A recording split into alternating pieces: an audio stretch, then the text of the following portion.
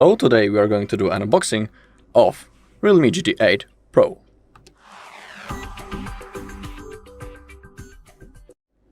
Alright, so I have the box in front of me. It looks pretty heavy. And first we need to cut the tapes that are on the back, so I had to deal with the tape, so I have to cut it. And now we'll be able to see what's inside.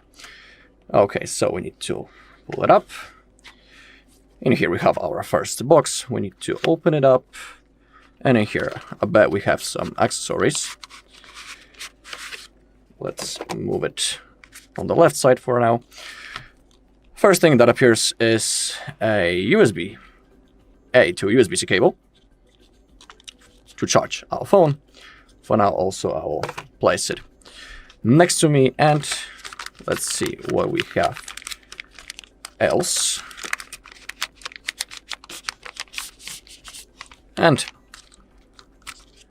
we have some paperwork.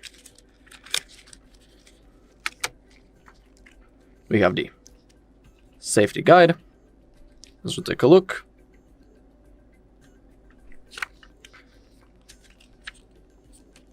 And here we can see what languages it supports, and many more. That's not the most interesting part. We have the quick guide,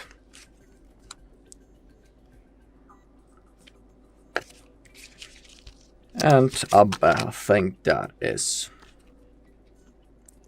all when it comes to that. Yeah.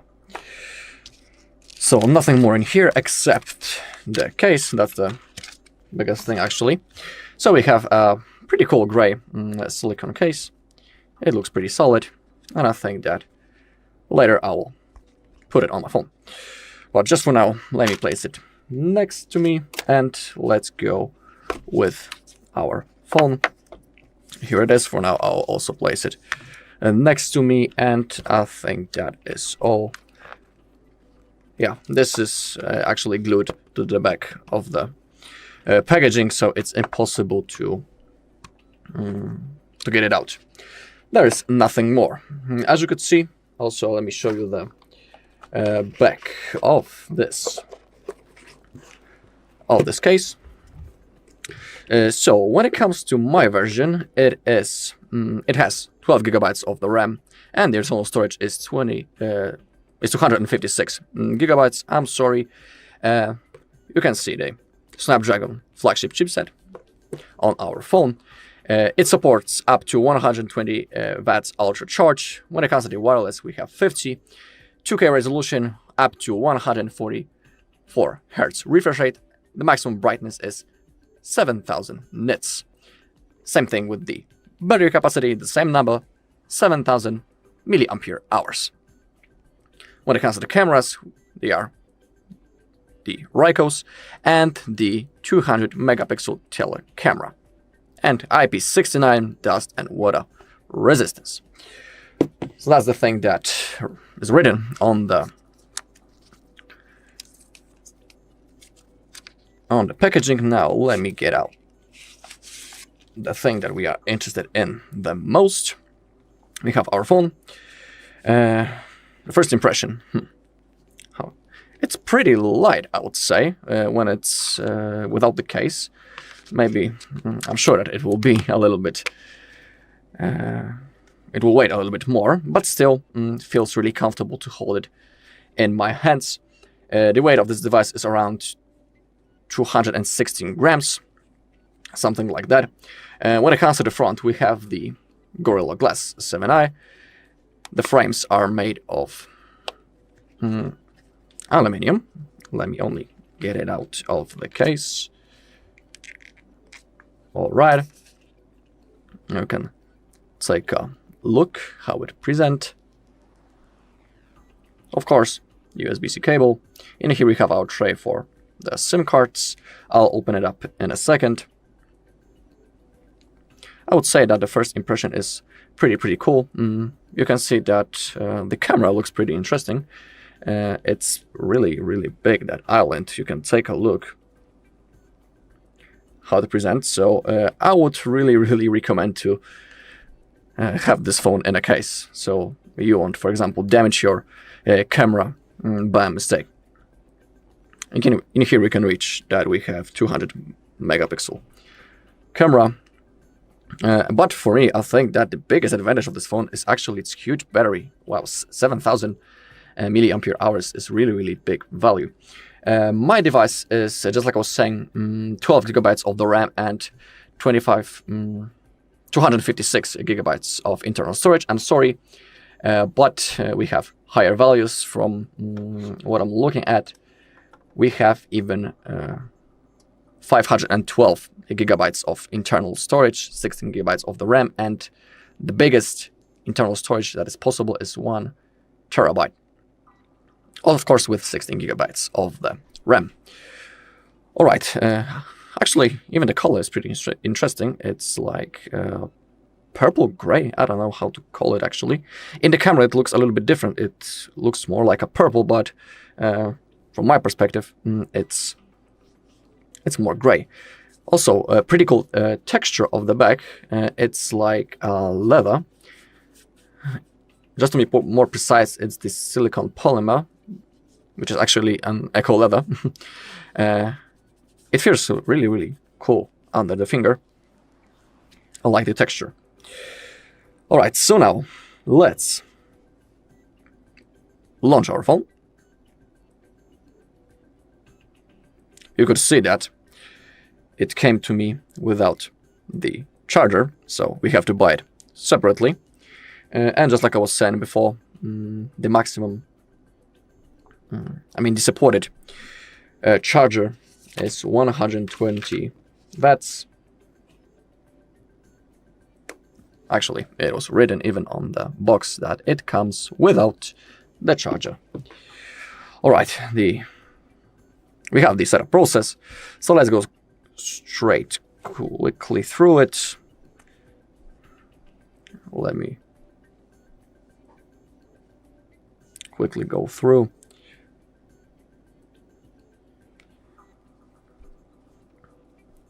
Let's click on next. Of course, I think that I don't need to tell you that we don't have a 3.5 millimeter jack when it comes to the sound. That's the thing that is not in common right now. All right, I don't want to copy any of those things. I would like to take some pictures using that 200 megapixel mode. All right, let's keep everything. Let me actually place the phone in the case, maybe. All right, let's skip it up. And let's go through.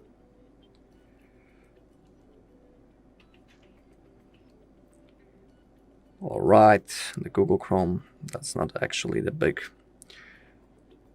thing.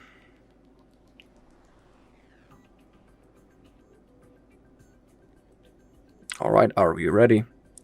Yes, we are. Okay, let's go straight with the refresh rate. I think that it's already set on the maximum value. Let's go into the display and brightness. And in here, I would like to see its screen resolution. In here, currently it's actually set on the standard. So let's put it on high. Quad HD Plus. Let's go with OK. You can see the resolution currently on the screen. It's the 2K. And let me adjust only the brightness a little. I'll decrease it, maybe not that much. Okay, I think that will be okay.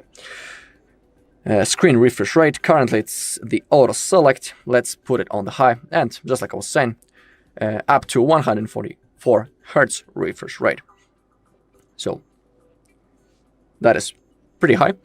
Usually phones nowadays has up to 120, so 144 is pretty nice thing. So currently when we are swiping and moving on our home screen, when we are scrolling the internet, it feels so smooth that it's like going with a 1000 degree butter through the butter. So feels really, really smooth. You won't see it on camera because it's recording in 60 FPS only, but you just need to believe me. And I think that everybody that has ever had a phone with at least 120 Hz refresh rate knows what I'm talking about, how smooth it is, and it gives me simply fun. All right, when it comes to the GPU, for example, on this device we have the Adreno 840. That's the GPU on our device. The size of the screen is 6.79 inches. And let's launch the camera. I would like to really take a look on the photos. We also have a pretty bunch of features, including the AI. All right. Let me open up the settings. HDR is enabled. That's good to see. We can also change the adaptive frame rate. Well, all right. I believe that's the high resolution, but I would like to make sure. Oh, there it was, high resolution. All right, yeah. Above we can see 200 megapixel mode. So let's try to take a photo. Maybe. Can I launch the HDR in here? I think not. Maybe it's even already set.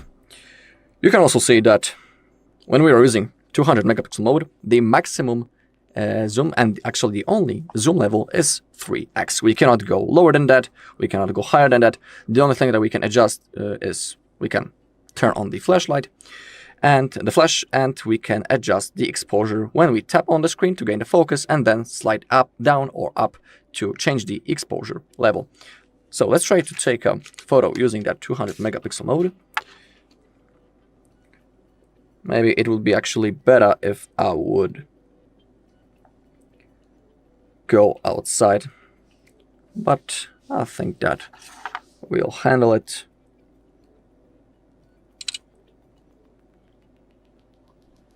Okay, let's wait a little. It needs to generate that photo. Okay, it says it's done. I need to agree to the photos, and from what I'm seeing, the quality is actually really, really brilliant. Everything is shape, everything is on the exact place. I can even see the details that I'm sure that I wouldn't even see on different devices. As we tap on the photo, you can see that it's mode with the Pro Mode 16K Ultra HD. I'm really, really satisfied in also the colors. They are really brilliant. Let's get back for now. Let me also take a photo using this only the photo. Maybe even with this mode. I'm wondering what we can adjust in here. Just like I was saying, when it comes to the simple photo mode, we have 50 megapixels. So let's take a photo.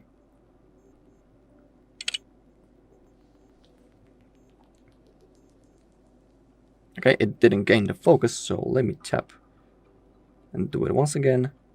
I have tapped to get the focus on the keyboard that's lying in front of me. And in here we have the quality of the photo. It's a little bit dark in the place that I'm recording, so the quality might not be, and actually the result might not be that good.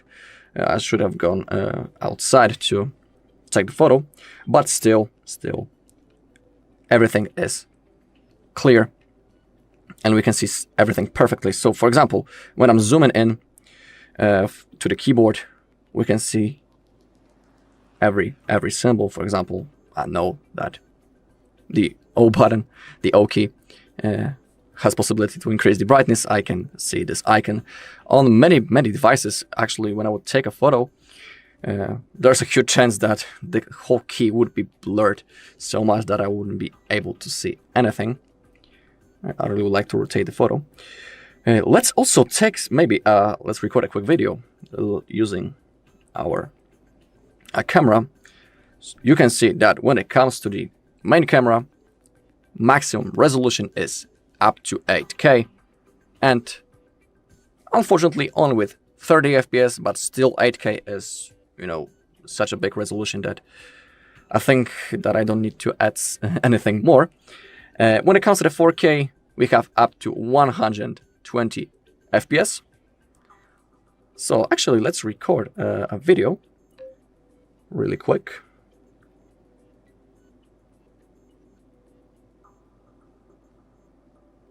All right, let's play it really quick. Maybe let me only mute it. Well,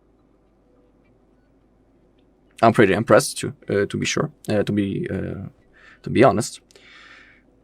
All right, for now I will delete it. When it comes to recording and using the front camera, rear camera, I'm sorry, we can record a video with 4K and 60 FPS. Wow, that's also cool stuff. Okay, I think that's all when it comes to the features, and we also have pretty important thing. For example, the price of this device, and in Europe, it will be around 900 euros. So I think that the price for the things that this phone offers is really attractive. That's actually the price of my version. I'm talking about 12 gigabytes of the RAM and 256 gigabytes of the internal storage. The higher versions will be a little bit, you know, more expensive. The 512 gigabytes will be at least 100 euros above. Higher, I mean, than the version that I have. When it comes to the SIM cards, that will be the last thing. When it comes to this unboxing, I'm wondering, I'll want to open it up, but I need to get something to do it. All right, we have the tray right in here, so let's insert and let's get out the tray. As you can see, we have place for 2 nano SIM cards. Let's get it back. Unfortunately, we are not allowed to insert an SD card. It's simply impossible. We don't have space for it.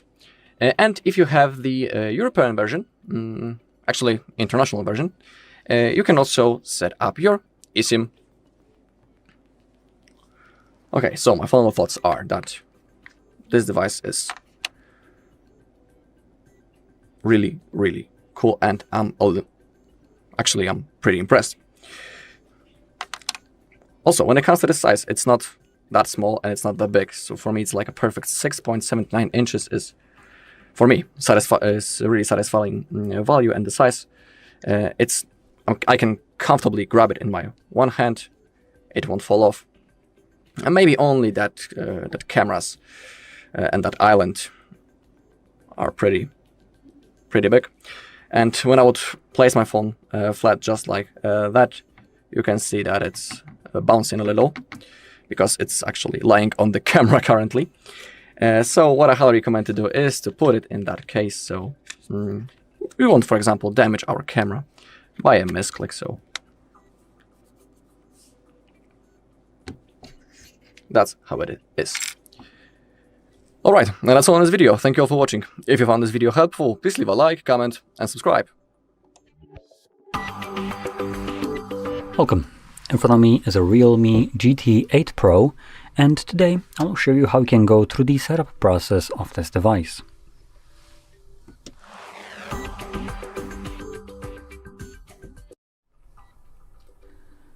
So, when you boot it up the first time, you should be presented with the same screen that you can see on my end, which is just a general kind of welcoming page. And we're just going to click on the arrow right here, and this will allow us to select our desired language. Now for me, it already selected English, which is what I want to do anyway. I'll select, but you can see we have a lot of other ones to choose from. You also have additional options in terms of accessibility right here, so you can turn on talkback and magnification. I'm not going to be using either one of those. And anyway, once you have your language selected, we're going to click on Next. Now here we can choose our region. Now I want to go a little bit into kind of partially maybe tinfoil hat right here, but maybe you're interested in this. So I don't know if this actually affects the device or not, but even if it doesn't, I would take that as a kind of just additional precaution anyway, because it doesn't really alter how your device will work. As far as I can tell, nothing really changes. But if it changes that thing that I can't really check or haven't done so yet, then that'll be freaking fantastic. So what I'm talking about is choosing your region and choosing the one that isn't actually your region possibly. I will be selecting Poland just because that is actually where I am from, but I'm not selecting this just because of that. I'm actually selecting it because Poland is part of European Union. And European Union is, by the looks of it, hell-bent on not giving two shits about corporations and what they actually want. US is for that. European Union is for doing the exact opposite and fighting for the consumer, not the corporation. So when it comes down to it, they do be kind of suing them left and right for anti-consumer practices, which, as you haven't noticed yet, each corporation is just hell-bent on pushing the shit out of that kind of possibility beyond even like what is reasonable. Yeah, I would love to get ads on my fridge for, what is it, $3,000, please Samsung, and then sue me if I decide to block them, because God effing forbid I would have control over that. So anyway, I'll be choosing a region that is just kind of friendly to consumers, which is anything that is European Union, aka Poland. And the reason for that is when there are some kind of, the actual point right here, is when European Union forces some company to abide by the European Union laws, then either they're going to be getting fined, or if they choose to not pay that, they just get completely removed from the market, and they either just comply or they don't and they get removed, right? And either case, they're kind of losing money, which as a consumer, you shouldn't give two shits about that, to be completely fair. So with that in mind, most likely the company will comply, considering otherwise they lose money. And the kind of thing that I don't know exactly if this affects it or not is when they comply. Do they comply only for European Union or for the entire global market?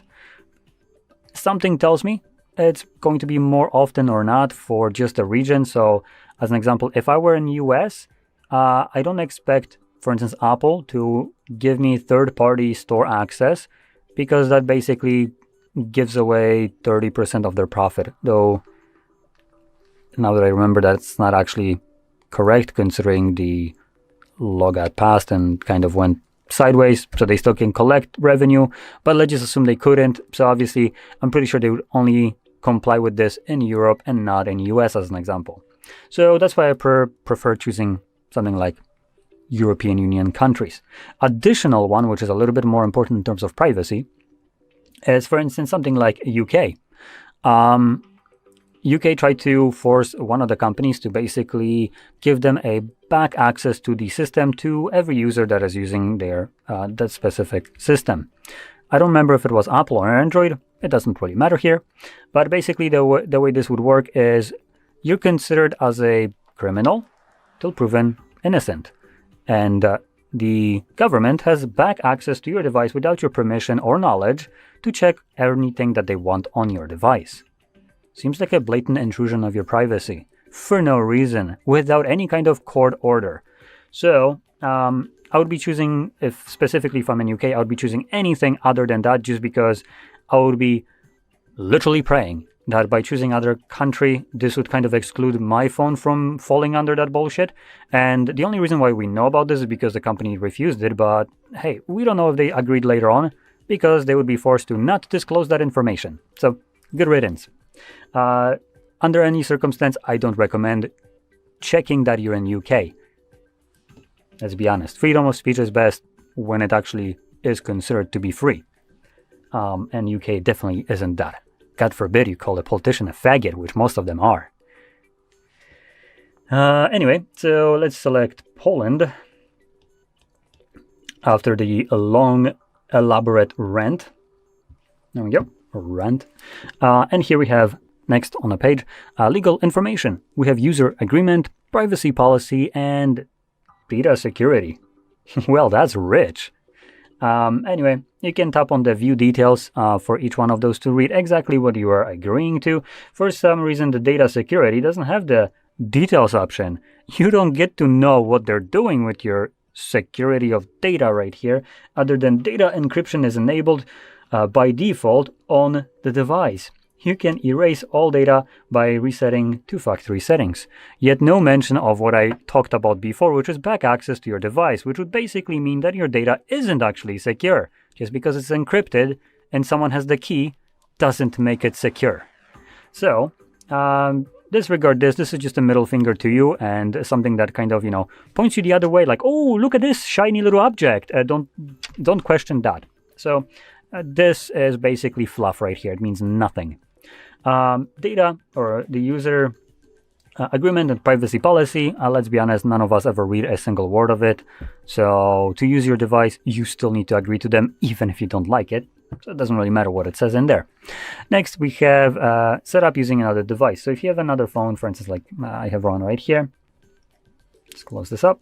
There we go. You get a pop-up like this one, set up new device, and this basically, you can select close and get rid of the phone, because it's absolute dog shit. So this is what it allows you to do is move over your Google account from your old device to this one by going through like a quick little confirmation, and from there it will move. Well, move is actually a wrong word. It will re-download all the information that is stored on the cloud account. So basically anything that Google can spy on you and knows about you will be moved here gracefully. But anything outside of Google control, for instance, if you dared to download a third-party application outside of Play Store, Google obviously won't be bothering to move that over, even though they should be able to without a single problem. And hell, this phone can do it without giving you shit for trying to import data from an old phone, no matter where the application originated from. It doesn't care. But Google, on the other hand side, is a special effing snowflake. And as long as they can't really monetize the shit out of it, they won't be bothering to help you out. Apparently, gathering literally every shred of information about you while you're using the device isn't enough revenue for them. So anyway, basically do this, and select skip because it's absolutely useless piece of shit. Moving on, we have connect to Wi-Fi. Now this step is completely optional, and you don't need to do that. You probably want to, but I'm going to be skipping this just for the simplicity of the setup. And then this moves me to the unlocking method. So we have several different ways of protecting our device. And we have password, fingerprint, and face recognition. Now under password, we actually have three different methods: PIN, pattern, or password. And the two other ones, finger and face recognition, are biometrics. Now, because biometrics aren't 100% reliable, you will always be forced to select PIN, pattern, or password as an additional way of unlocking, no matter if you chose fingerprint or face recognition or both. Your device sometimes has a sissy fit in unlocking your device because, God forbid, your face or your finger got a tiny little blemish, and your device would no longer want to unlock. So that would leave you with a PIN, pattern, or password that wouldn't care that you have a blemish anywhere. And as long as you put in the PIN, pattern, or password correctly, it will unlock it. Now, alternatively, you can skip protecting your device, but I don't recommend doing that. Your phone contains a lot of your personal information, including things like your photos, whatever pics you capture there, along with, for instance, bank information and so on. So it's best that you protect this kind of data in case that you would ever lose your device and someone finds it. I also should add, you can change all of these settings later on after the setup is complete. And I also wanted to add one more thing that I kind of forgot to mention is I'll be showing you the better way of moving over all your data from your old device to this one at the end, once I finish the setup, as that's basically where we get the ability to do so. So anyway, here we have some Google services like location, scanning, and sending user and diagnostic data. Along with the new one, install updates and apps. Now, I have a lot to say right here. I'm kind of going back with the creepy spyware, bullshit that Google does. So let's look into those. We have things like location and scanning and sending user diagnostic data. All of three of them kind of intertwine with each other. So let's just say that you turn off your location options, your scanning, and the sending user and diagnostic data. Therefore, right now, your device shouldn't be trackable whatsoever. It doesn't have a SIM card. It's not connected to network, mobile, or Wi-Fi. It doesn't even have access to connect to other devices, nor do anything. Do you think it's not doing that? If you guessed that it is, you would be correct. It's most certainly doing that. It's just doing it in ways that it didn't bother letting you know in here. So freaking fantastic. And if you don't believe that, consider all these cases where a criminal uses their device, or not even uses, just takes it. Basically takes out the SIM card, turns off the device. Shit, I'm pretty sure if you break the phone in half, it still can be tracked. But joking aside, takes out the SIM card, turns off airplane mode, turns off Bluetooth, Wi-Fi, and all that shit, and yet the phone is still located. Excuse me, how? Another kind of thing that I want to point out, so let's just take in consideration my phone. You know how Android has this little green dot somewhere here when the microphone is enabled to indicate that it's listening to you? Well, if it's not listening to me, because it's not, there is no green icon right here, how is it reacting to, okay Google, to this shit? I thought that you weren't listening, and look at that, there is the green icon right now, but yet it's listening. And furthermore, hey Google, or okay Google, are you listening to me all the time? I do not listen to your conversations or surroundings. Well, that would be a load of bullshit because you literally just did, considering you react to my phrase. So, like I said, these absolutely mean nothing. Take this more as a general guideline for Google to ignore. Now, last thing that will be probably the most annoying, and one that is a little bit more important nowadays and will probably be a bit even more annoying later on, is the last one, install updates and apps. So this is a very vague bullshit term to basically force updates on you. And there is a reason why there is no toggle on here, because you could clearly freaking see when something is being done without your permission. That's why you don't have the option to turn this piece of shit off. You can technically, and I will kind of go into this a little bit more in detail in a moment, but what this is basically not only just updates to your Android and security patches, but also OTA updates. OTA updates are the ones that you probably don't want. It's the ones that get forced onto your device even when you have automatic updates turned off and just general updates disabled. So your device shouldn't be updating, but OTA updates don't care about that, and they get forced onto your device without ever showing any kind of progress or that it's happening without your knowledge or permission. These are the updates that basically get forced onto things like your device to change how the system operates. As an example, in recent timing, Google tried to remove our ability to install third-party applications, or they maybe not try to, but they basically announced that they will do that, and due to a massive backlash, they kind of went one step backwards, but still 2 steps forward. So we're still closer to kind of losing the right to our device. But in any case, that would have been done through OTA updates. You can have turned off everything, but the moment you're connected to network, this piece of shit will be loaded onto your device without your permission, and you kind of lose access to install updates or applications from third-party applications, as long as they're not signed. Now, like I said, this is kind of no longer the case, but it's still going to be much more annoying, apparently, to do this anyway. So, like I said, 2 steps forward, 1 step back. And there's no way to normally turn that off. What you could do technically is install one of those applications that allow you to see background activities. Find one that is, I believe, called OTA Update Services. I think that's how it's called. And just get rid of that piece of shit. Obviously, without it, Google kind of can't do this because the service itself is no longer there.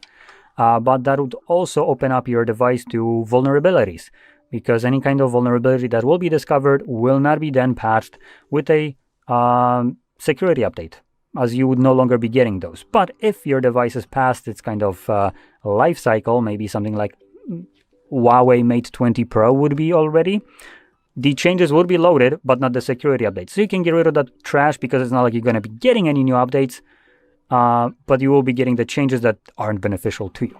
So in this case, that would be fine, but only do that, primarily only do that when your device is past its support lifecycle. Now, truth be told, I don't really care about the vulnerabilities. I consider the Google ability to change how my device works whenever they want to be a bigger vulnerability than the actual malware. So anyway, moving on, we have recommended services like auto update overnight, wallpaper carousel, global search, weather service, and so on. Now there's one that I recommend turning off, which is the wallpaper carousel. The reason I recommend turning it off is because it's pretty bad. It's just a randomized wallpaper that will be shown on your device. And furthermore, those wallpapers that will be shown are ranging from, for instance, fruit baskets, beaches, architecture, to random women doing workouts, and for instance, things like fingernails and stuff like that, or just fingers, like, you know, manicure and shit like that. So if you don't want to have a reason to explain to your significant other why do you have a, I don't know, a yoga exercising lady as your wallpaper, then you might want to turn that off. It's going to make your life probably easier. And let's be honest, as men, we probably cherish, you know, the peace of mind a little bit more. So that will be better. Peace of mind. Oh my God, it's using reverse psychology. Great. Dark patterns. I love it. So yeah, once you turn that off, you can be sure you're going to have a little bit more of that peace of mind now. Anyway, wow, there is a hell of a lot of different crap in here. So you can go over this, turn off anything that you don't want, and move on. Now we have user experience programs. Again, read what this is if you want to continue on. I genuinely disagree to any of that without actually reading those. Moving on, we have navigation, and we have buttons and gestures as an option, and you can choose whichever one you want. I do also want to add, you do have more options in the settings for both of these two navigation methods. So you can check out the settings for gesture navigation and see what you can change. Which one of those things that you most certainly can change is the sensitivity to the back gesture from either side. And it looks like this finishes up the setup, so all set. And like I mentioned, there's one last thing that I want to show you. So that would be the application that will be much better to transfer over your data. So let's move over to Tools, which is on the second page, this little thing right here, and it's going to be this icon right over here. So I'm actually going to click on the tool so you can see Clone Phone. I'm going to open this up, and in here you can basically move over all your data from the older device to this one. And you would need to look for Clone Phone on Play Store, on your old device, or App Store, depending on which one you use. And once you download it, you can then connect these two devices together and select what kind of data you want to move from your old phone to this one, which allows you to move over basically anything, including photos, videos, specific applications, and all of them. You aren't like limited to, the ones that you downloaded from Play Store. App data as well, so basically whatever settings you had set in them. And things like call logs, contacts, messages, and so on. Everything can be moved here without much of a problem. And there will be probably 3 different clone phones that you will find right here. All of them are basically the same. OnePlus, Realme, Oppo. They're one and the same kind of parent company, and all of them work the same way. So whichever one is quicker for you to download, you can choose that. Anyway, with that being said, hopefully you found this very helpful. And if you did, don't forget to hit like, subscribe, and thanks for watching. Hi everyone, in front of me I've got Realme GT8 Pro Trim Edition, and let me share with you how to check the serial number of this device.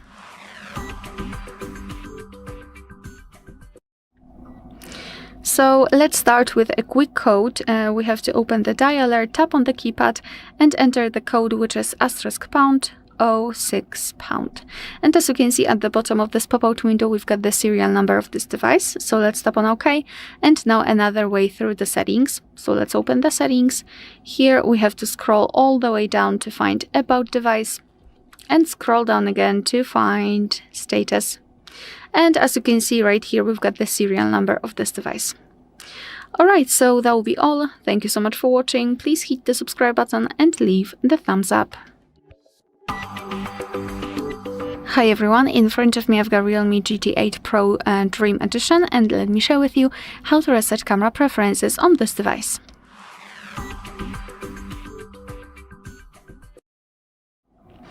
Alright, so first of all, let's open the camera app, and I hope that you can see those grid lines. I've applied them before I've started recording because I'd like to show you a visual evidence that the reset option will work.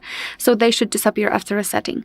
So now all we have to do is to tap on this 3 bars icon in the right upper corner and tap on the settings. Then let's scroll all the way down to find Restore Defaults and tap on Restore. And as you can see, we just got back to the camera and the grid lines are not visible, which means that we just successfully reset all camera preferences to their defaults. Alright, so that will be all. Thank you so much for watching. Please hit the subscribe button and leave the thumbs up. Hi everyone, in front of me I've got Realme GT8 Pro Dream Edition, and let me share with you how to reset settings on this device.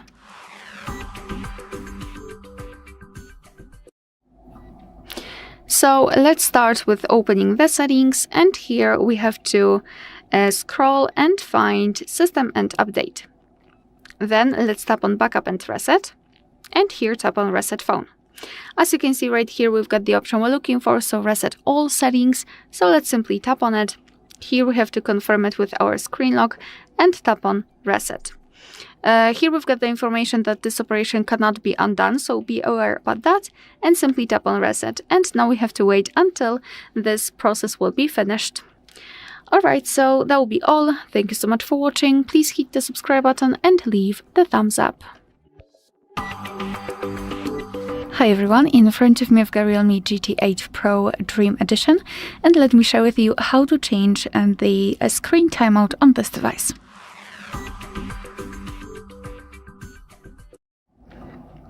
So let's start with opening the settings, and here we have to scroll and find Display and Brightness. Then let's scroll down and find the option which is called Auto Screen Off, which is right here, and tap on it. And now we can choose from available options. At the top we've got relatively short ones, and at the bottom the longest, which is 30 minutes. So simply tap on the option I'd like to use. I'll pick 5 minutes, and as you can see, it is immediately notified right here, which means that from now on, after 5 minutes of inactivity, this device will black out. Alright, so that will be all. Thank you so much for watching. Please hit the subscribe button and leave the thumbs up. Hi everyone, in front of me I've got Realme GT8 Pro Dream Edition, and let me share with you how to check the IMEI number of this device.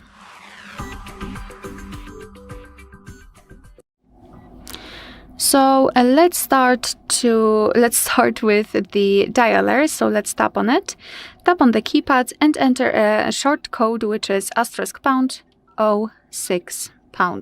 And as you can see, by this code we are provided with both IMEI numbers of this device. So let's tap on OK. And now let me show you another way through the settings. So let's open the settings. Here we have to scroll all the way down to find About Device. And now scroll down to find the status. And as you can see right here, we've got both IMEI numbers for both SIM slots. Alright, so that will be all. Thank you so much for watching. Please hit the subscribe button and leave the thumbs up. In front of me is Realme GT8 Pro, and today I would like to show you how you can rename it. Begin by opening Settings and scrolling to hit this section called About Device. Then hit Device Name and type in whatever you want to, like Sunny. When you finished, hit Save in the pop-up, and as you can see, after a few seconds, name of my Realme has changed.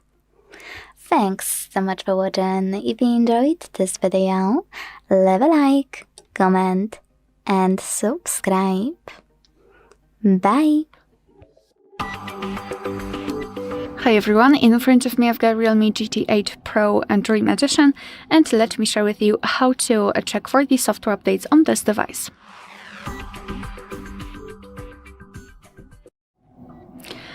So let's start with making sure that you've got the internet connection because it is required, and then let's open the settings. Here in the settings, we have to scroll all the way down to find System and Update, and at the top we've got Software Update. So now your device will check for the updates, and basically you can meet two different scenarios. This is the first one where your software is up to date and there's nothing to download. And the second one is when your device will actually find the update. It will show you the information about it, what has been fixed, what has been added, and then you will be able to tap on download or install somewhere here and apply the update. Alright, so that will be all. Thank you so much for watching. Please hit the subscribe button and leave the thumbs up. In front of me is Realme GT8 Pro, and today I would like to show you how you can clean storage. First of all, you need to find an app called Files that's already on your device and click on it. Then select those three lines at the top left corner and hit Clean at the top. Now select Clean under Junk Files, and last but not least, Clear in the pop-up. So when I do that, as you can see, storage of my device was successfully cleaned. Thanks so much for watching. If you enjoyed this video, leave a like, comment, and subscribe. Bye! Hi everyone, in front of me I've got Realme GT8 Pro Dream Edition, and let me share with you how to clear credentials on this device.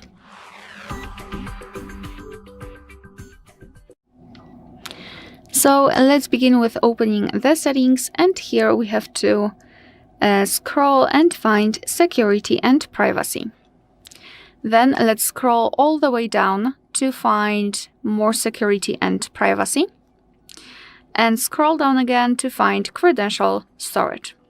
Right here in this red color, we've got the option we're looking for, so simply tap on Remove All User Certificates and tap on OK to confirm.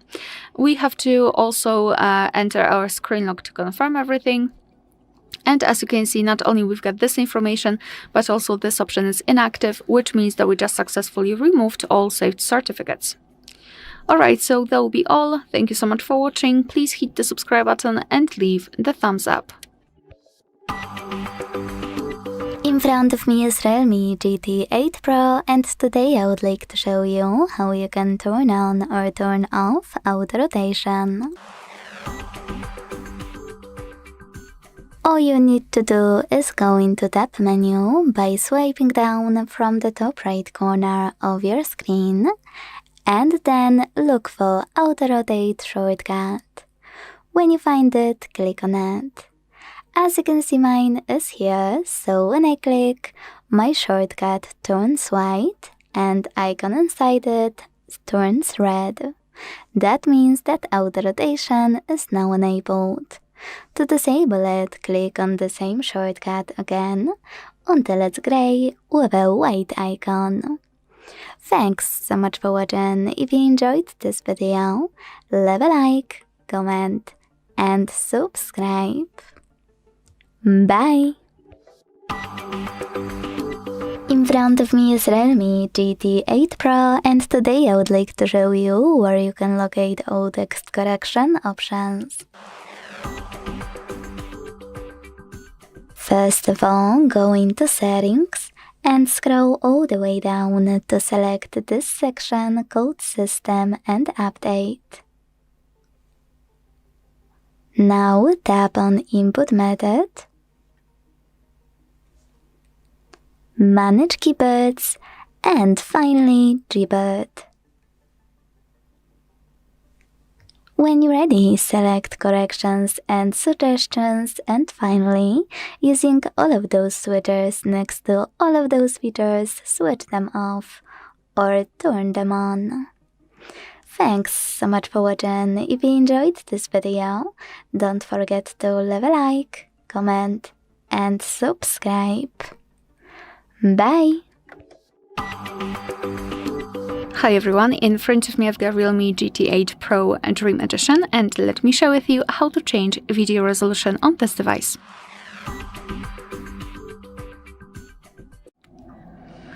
So let's begin with opening the camera app. And currently we are in the standard photo mode. So first of all, switch to the video one. Just tap on the video. If it is highlighted, if you can see the red color inside the shutter button, it means that for sure you're on the video mode.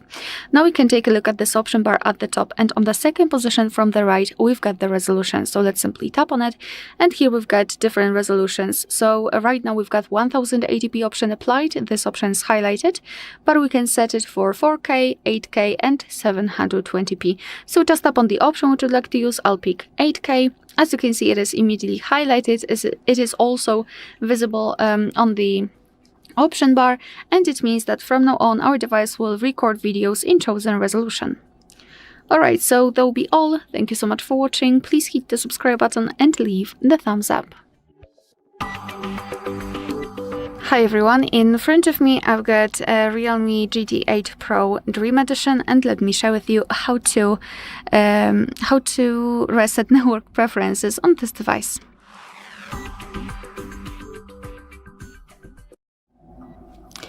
So let's begin with opening the settings. Let me go back, and here we have to scroll all the way down to find System and Update. Then let's tap on Backup and Reset, and tap on Reset Phone. So here at the top we've got the option we're looking for, so Reset Network and Bluetooth settings, so let's tap on it. And here we have to verify our identity, so enter our screen lock to confirm. Now we've got the information, so just tap on Reset and wait until this process will be finished. Your device will show you this information, and it means that we just successfully reset all network preferences. Alright, so that will be all. Thank you so much for watching. Please hit the subscribe button and leave the thumbs up. In front of me is Realme GT8 Pro, and today I would like to show you where you can locate all your downloads. First of all, you need to find an app that's already on your device. This one called Files. So find it, and when you're ready, launch it. Now hit Allow in Notifications pop-up. And last but not least, select Downloads under Categories. As you can see, all of my downloaded files are over here. Now my favorite part. To access one, click on it on the left. And to manage one, click on those three dots on the right. Thanks so much for watching. If you enjoyed this video, don't forget to leave a like, comment, and subscribe. Bye! Hi everyone, in front of me I've got Realme GT8 Pro Dream Edition, and let me share with you how to soft reset or force restart this device.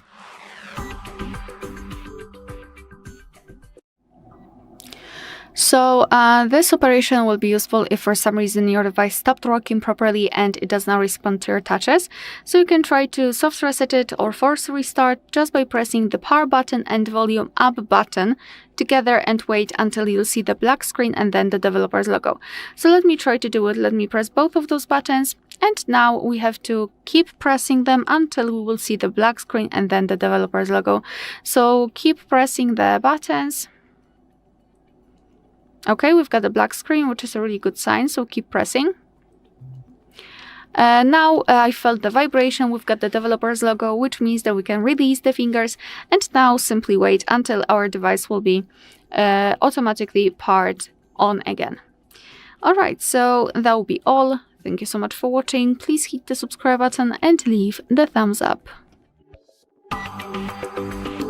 In front of me is Realme GT8 Pro, and today I would like to show you how you can change font size. Start by opening Settings and scrolling a tiny bit to hit Display and Brightness. Now scroll again, and this time select Font right above Display Size. Last but not least, operate this slider under Font Size to adjust it, and check out Preview at the top. When you're done, don't forget to tap on Apply button. Without it, your changes won't be saved. So when I tap and go back, I can see that size of my font has changed. Thanks so much for watching. If you enjoyed this video, don't forget to leave a like, comment, and subscribe. Bye!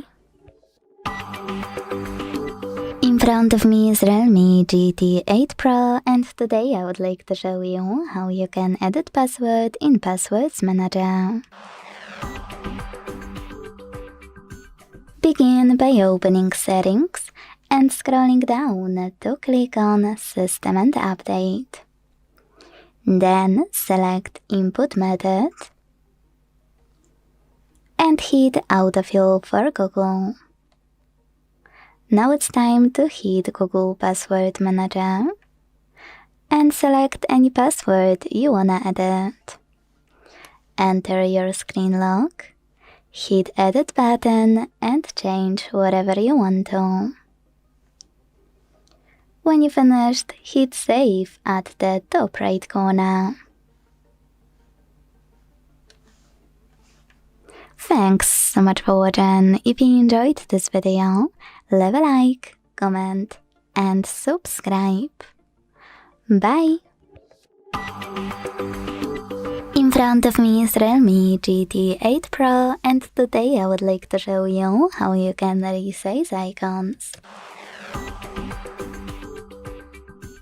To change icon size, all you need to do is go into Devices Settings and scroll a tiny bit to click this section called Home Screen, Lock Screen, and Style. Now scroll all the way down to hit Icons and operate this slider under Icon to adjust it. You can check out Preview at the top. When you finished, make sure to hit Apply to save your changes and go back. So when I do that, as you can see, size of my icons has changed. Thanks so much for watching. If you enjoyed this video, don't forget to leave a like, comment, and subscribe. Bye! Hi everyone, in front of me I've got Realme GT8 Pro Dream Edition, and let me share with you how to turn off running apps on this device.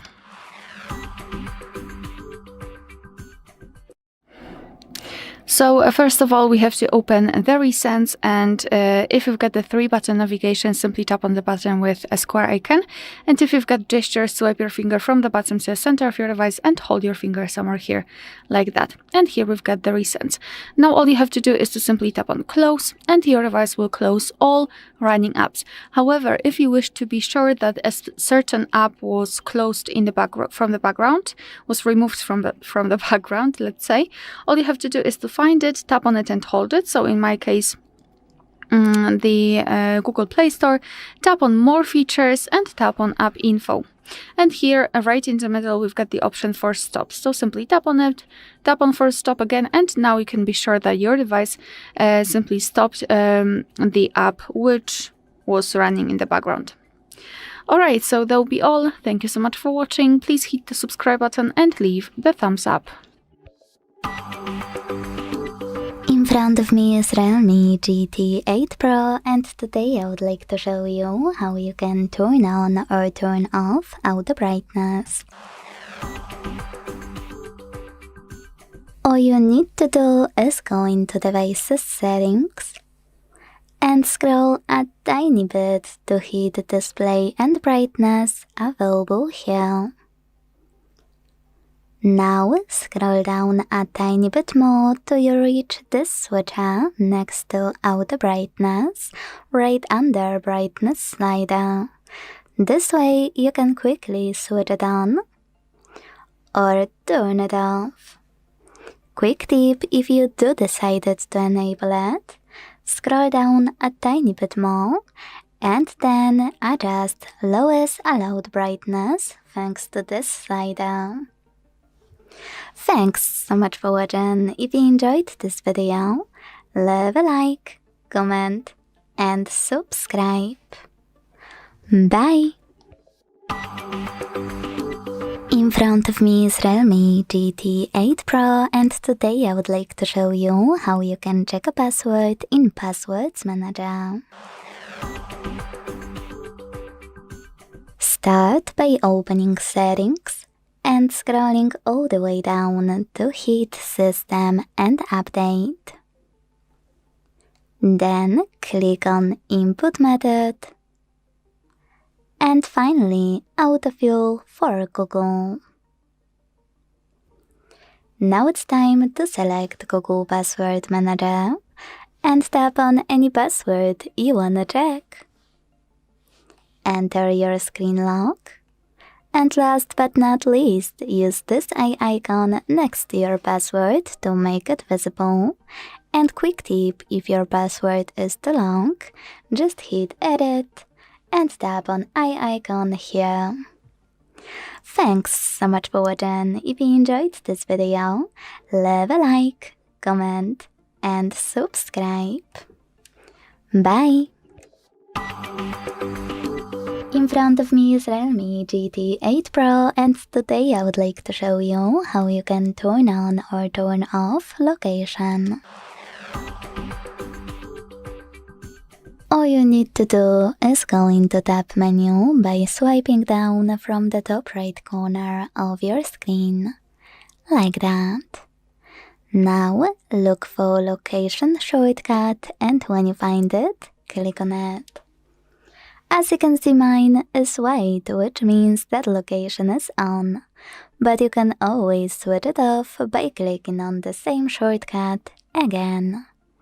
If you have a bit more time though, you can also go into Settings, scroll to hit Location section available here, and tap on this switcher next to Use Location to either switch it on or turn it off. Thanks so much for watching. If you enjoyed this video, leave a like, comment and subscribe. Bye! In front of me is Realme GT8 Pro, and today I would like to show you how you can delete a password from Passwords Manager. Begin by opening Settings and scrolling to click on System and Update section. Now hit Input Method. And when you're ready, this section called Autofill for Google. Now it's time to select Google Password Manager and hit any password you wanna delete. Enter your screen lock, hit Delete button, and then confirm your choice in the pop-up. Don't worry, it won't delete any account or an app, just password that autofills thanks to Password Manager. Thanks so much for watching. If you enjoyed this video, leave a like, comment and subscribe. Bye! In front of me is Realme GT8 Pro, and today I would like to show you how you can change default apps. First of all, before doing anything, make sure all of your apps you want to change your current defaults to are installed on your smartphone. I want to change my browser to Firefox, so now I can exit Play Store and go into Settings. In Settings, scroll to hit Apps. Select the default apps available here and tap on one of those sections you wanna manage. In my case, Browser app, so I have to click here, tap on Firefox to apply it, and tap on the back button. So when I do that, as you can see, my default app has changed. Thanks so much for watching. If you enjoyed this video, leave a like, comment and subscribe. Bye! In In front of me is Realme GT8 Pro, and today I would like to show you how you can change display refresh rate. You need to begin by opening Settings and scrolling to hit the display and brightness available here. Now scroll again and this time click on Screen Refresh Rate available here. Finally, click on the best one for you in order to apply it. Auto Select, Standard, or High. Quick tip, if you decided to select High, you can also tap on App Specific Refresh Rate. Click on any app and pick refresh rate for it over here. When you finished, go back and all of your changes will be automatically applied. Thanks so much for watching. If you enjoyed this video, leave a like, comment, and subscribe. Bye! In front of me is Realme GT8 Pro, and today I would like to show you how you can add photos to text message. Begin by launching Messages app and selecting or creating a chat. Whatever you decided when you're ready, use this icon of a photo at the bottom right corner and tap on all of your photos you wanna add. If you can't find them here, don't worry, just scroll down until you see those options. Then find all of your photos and tap on them. When you're done, hit Done at the bottom right corner and then send your photos right away. If you wanna take a photo and add it, you need to manage all of those camera options here. Snap a picture, and when you do, it will be automatically attached. Thanks so much for watching. If you enjoyed this video, leave a like, comment, and subscribe. Bye! In front of me is Realme GT8 Pro, and today I would like to show you how you can enable suggestion strip at the top of your Gboard. If you don't have a suggestion strip, all you need to do is go into Settings and scroll all the way down right away to hit System and Update. From here, we need to go into Keyboard Settings. To do that, tap on Input Method, Manage Keyboards, and finally Gboard. Now it's time to click on Corrections and Suggestions. Scroll down and use this switcher next to Suggestion Strip to activate it. When it's blue, go back and check out your keyboard. Thanks so much for watching. If you enjoyed this video, leave a like, comment, and subscribe. Bye! In front of me is Realme GT8 Pro, and today I would like to show you how you can enable and use one-handed mode. Start by opening Settings and scrolling all the way down to hit this section called Accessibility and Convenience. Then scroll again, this time to click on one-handed mode. And use gray switcher next to one-handed mode to activate it. When your switcher is blue, that means that one-handed mode is on. Now to use it, follow all of those instructions. Swipe down at the bottom of the screen to enter one-handed mode. So when I do that, I can see that one-handed mode is working properly. To go back, you can swipe up or click on this section at the top. To disable one-handed mode completely, use the same no blue switcher. Thanks so much for watching. If you enjoyed this video, leave a like, comment and subscribe. Bye! In front of me is Realme GT8 Pro, and today I would like to show you how you can delete Google search bar from home screen. All you need to do is hold your search bar and wait for this pop-up to show. When it does, click on it and confirm your choice in the second one. So when I do that, as you can see, my search bar was successfully deleted. If you wanna restore it though, don't worry, I got you. Hold your device's display until you see all of those options.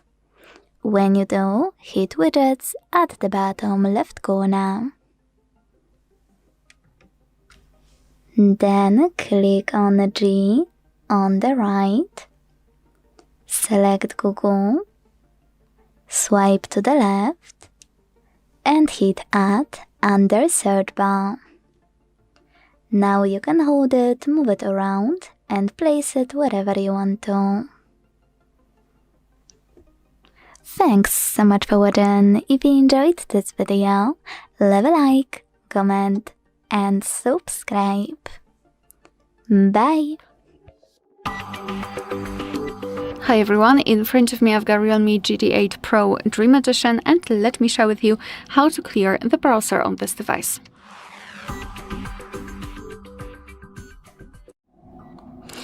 So let's start with opening the browser. In my case it will be Google Chrome, but no worries, this operation is pretty similar in all of the browsers which are commonly used, so I'm pretty sure that you will be able to figure out how to do it on your own browser. Now all we have to do is to tap on the three dots icon in the right upper corner and tap on the browsing data. So here we've got some basic options like visited websites, opened tabs, cookies, cache and other site data.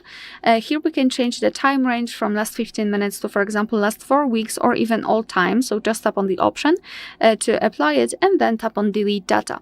However, if you wish to remove some advanced browsing history, just tap on more options and here we've got them. So this section is advanced. So saved passwords, autofill from data and site settings. If you want to remove something, make sure that it is marked. So I will remove everything. Also the basic one.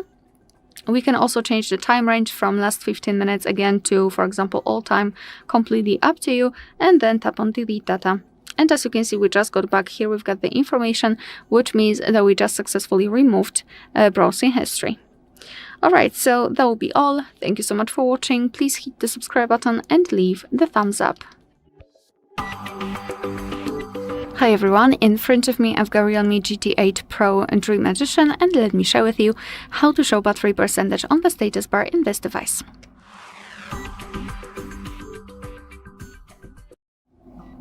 So first of all, let's open the settings.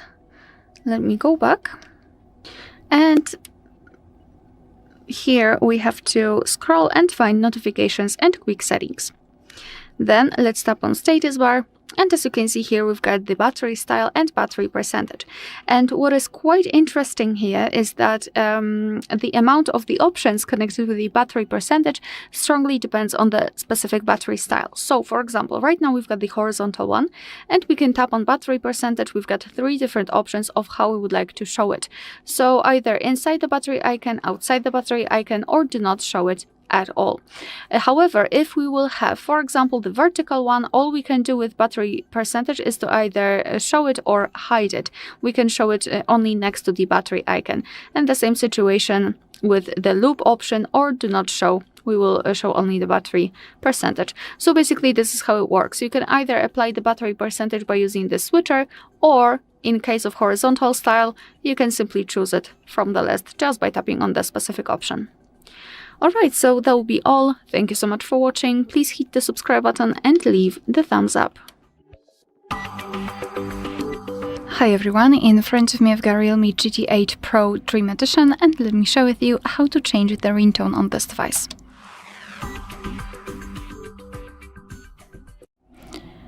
So let's start with opening the settings, and here we have to scroll and find sounds and vibration. Then let's scroll down and localize this ringtone and alert sounds and tap on a ringtone. So here we've got two different, let's say, albums or categories from which we can choose the ringtone from. Here we've got also on this device, and it means that after tapping on it, we will be transferred to our own files. So if you've got something downloaded or recorded, it should appear somewhere here and you will be able to set it as your ringtone. Let me go back to pre-installed ones and let me choose something from nature. As you can see, after tapping on the specific category, your device will transfer you to other pre-installed ringtones. So in order to listen how the particular ringtone sounds, simply tap on it. And let me volume it down. So basically this is how it works. So let's pretend I'd like to set the sunset as my ringtone. So simply make sure that it is marked and then go back. As you can see, it is notified here and also here, which means that from now on our device will use the chosen ringtone to notify us about the incoming call. Alright, so that will be all. Thank you so much for watching. Please hit the subscribe button and leave the thumbs up. In front of me is Realme GT8 Pro, and today I would like to show you how you can change font style. Begin by launching an app called ThemeStore that's already on your device. Then select the perfect font style by going into Home or Category at the bottom and tapping on Font Sections at the top. You can also click on the search bar and type in whatever you want to. Either way, when you're ready, hit Apply under the best font style for you, or buy it and then hit Apply. When you finished, just go back. As you can see, style of my font has changed. If you want to go back to your default one, just go back into ThemeStore app, hit Me at the bottom right corner and tap on My Resources. Then select Fonts at the top and hit Apply under Default Font Style. Thanks so much for watching. If you enjoyed this video, leave a like, comment and subscribe. Bye! In front of me is Realme GT8 Pro, and today I would like to show you how you can check all specifications of this device. You need to begin by opening Play Store and downloading free app called DevCheck Device and System Info from Flarto Developer. Not sponsored, by the way. When your app is ready, launch it, and thanks to it, learn all the informations about your device's dashboard, hardware, system, battery, network, apps, camera, and even sensors. Quick tip: when you go into dashboard, make sure to not only click on all of those sections to see all informations available, but also, if you want, hit settings at the bottom right corners to get transferred to this section in your device's settings in a few seconds. You can also do that by clicking on gear icons. Thanks so much for watching. If you enjoyed this video, leave a like, comment and subscribe. Bye! Hi everyone, in front of me I've got Realme GT8 Pro Dream Edition, and let me share with you how to allow unknown sources on this device.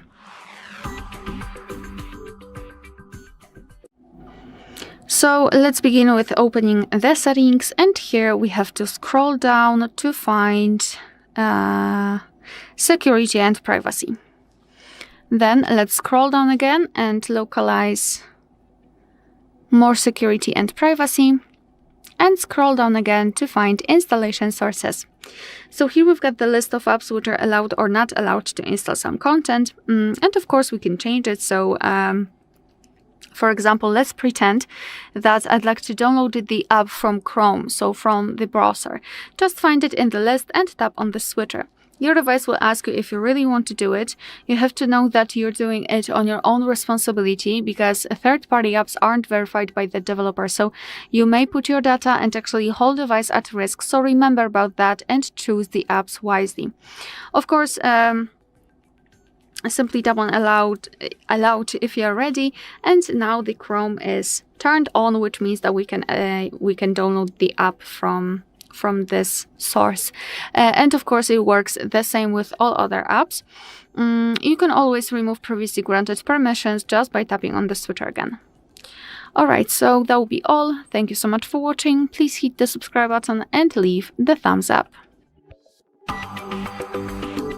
Hi everyone, in front of me I've got Realme GT8 Pro Dream Edition, and let me share with you how to set the camera timer on this device.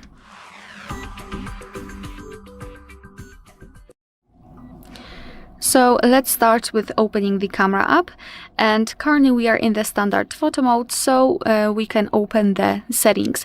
To do that, simply tap on this 3 bars icon in the right upper corner, and as you can see, the second bar is connected with the timer. So in this device we've got 3 options, off, 3 and 10 seconds delay. So let me choose 10 seconds delay. Just tap on the option which you'd like to use. It will be immediately highlighted. Moreover, in the camera, I mean right here in the shutter button, we've got also the countdown applied, so we can always check whether we've got it set or not. So now all you have to do is to simply tap on the shutter button, and from now on your device will count down from 10 or 3, depending on which option you've chosen, and after that time it will simply take a photo. Alright, and now in order to turn it off we have to tap on this 3 bars icon also and tap on off, and from now on your device will take photos right after touching the shutter button. However, as you probably saw, we also had an additional countdown. It is because we've got the night light applied. So just tap on this icon here, and now your device will take photos right after touching the shutter button. Alright, so that will be all. Thank you so much for watching. Please hit the subscribe button and leave the thumbs up. In front of me is Realme GT8 Pro, and today I would like to show you how you can enable or disable easy mode. Begin by going into devices settings and scrolling all the way down right away. Then tap on Accessibility and Convenience. Scroll again, and this time click on Simple Mode. Lastly, to activate it, hit Enter Simple Mode and wait. As you can see, after a couple of seconds, Easy Mode was successfully enabled. If you wanna disable it, hit Settings again. And if you still see normal settings, you need to close them in the background. Tap on Settings again and wait until you see Simple Mode Layout. If you wanna exit Simple Mode now, scroll all the way down and hit Exit Simple Mode. Then confirm your choice in the pop-up by selecting Exit. Thanks so much for watching. If you enjoyed this video, leave a like, comment and subscribe. Bye! In front of me is Realme GT8 Pro, and today I would like to show you how you can connect it using Bluetooth. Start by opening Settings and tapping on Bluetooth section available here. Then use this switcher to activate it and wait for available devices to show. When they do, click on the one you want to connect to. Tap on this icon next to allow access to contacts and call logs to enable or disable this option, and then hit power. Now wait for the other device to accept your connection request. Or, quick tip, if you are trying to connect to another smartphone or a tablet, you need to accept it manually on the second device. You don't have to do that in case of speakers or headphones. Either way, as you can see, my devices were successfully connected. To manage this connection, use this icon next to your device. And then manage all of those options, or hit unpair if you want to disconnect. Thanks so much for watching. If you enjoyed this video, leave a like, comment, and subscribe. Bye! Hi everyone, in front of me I've got Realme GT8 Pro Dream Edition, and let me share with you how to block a number on this device.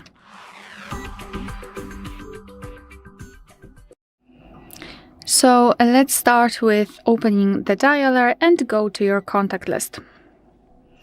Now find the contact which you'd like to block and then tap on it, and here scroll all the way down to find block numbers.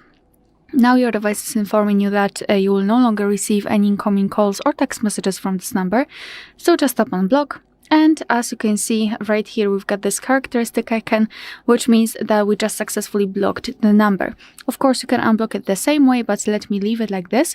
We will check whether it will appear on the blacklist. So to open the blacklist, we have to come back to the dialer and to the home section and tap on the three bars icon in the left upper corner. Now let's tap on the settings and here tap on blocked numbers. So this is our blacklist. That's the number we blocked from our contacts. So as you can see, the previous option worked. Here we can tap on add a phone number and enter the number manually and tap on block. And as you can see, it will be immediately added to the blacklist, and it means that we will no longer receive any incoming calls or text messages from this number. Moreover, at the top we've got the option unknown, so we can block the calls from all unidentified callers just by tapping on the switcher here. You can turn it off the same way. And if you wish to unblock the number, just tap on this X button right next to it and tap on unblock. Alright, so that will be all. Thank you so much for watching. Please hit the subscribe button and leave the thumbs up. In front of me is Realme GT8 Pro, and today I would like to show you how you can turn on or turn off autocorrection. Begin by opening settings and scrolling all the way down right away. Don't worry, I tested it, it will work, because here you can tap on System and Update, and then select Input Method right away. When you're ready, tap on Manage Keyboards, and finally Gboard. Now it's time to click on Corrections and Suggestions to use this switcher next to Autocorrection. Thanks to it, you can switch it off or turn it on. Quick tip, most people miss that you can also tap on autocorrection on the left, and this way get access to this option called Undo Autocorrect on Backspace. You can manage it thanks to this switcher. Personally, if you are planning to use autocorrection, I would recommend to try this option too, because it's making usage of autocorrection even better on daily basis. Thanks so much for watching. If you enjoyed this video, leave a like, comment, and subscribe. Bye! In front of me is Realme GT8 Pro, and today I would like to show you how you can change this device's theme. All you need to do is find an app called Theme Store and tap on it.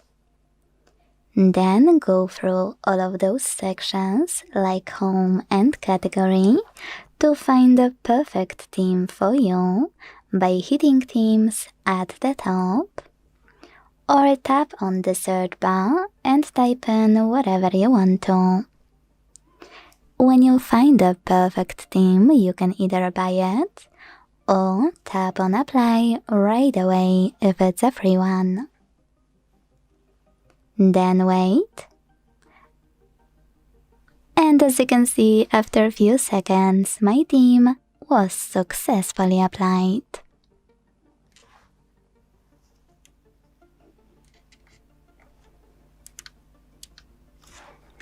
If you wanna go back to your default one, go into Theme Store again. This time select Me at the bottom right corner, hit My Resources, and tap on Apply under any of your default themes. Then wait again. Thanks so much for watching. If you enjoyed this video, leave a like, comment, and subscribe. Bye! In front of me is Realme GT8 Pro, and today I would like to show you how you can turn on and use Gboard Clipboard. Begin by launching your keyboard and hitting Clipboard at the top of it. Then to activate it, use this switcher at the top right corner. And to go back to standard keyboard, this arrow at the top left one. Now let's try using Clipboard. To do that, copy or cut any text, and to paste it instantly, click on it at the top of your keyboard. To paste it later on, click on Clipboard and tap on your text over here. Quick tip, if you wanna paste it after an hour, you need to pin it or it will disappear.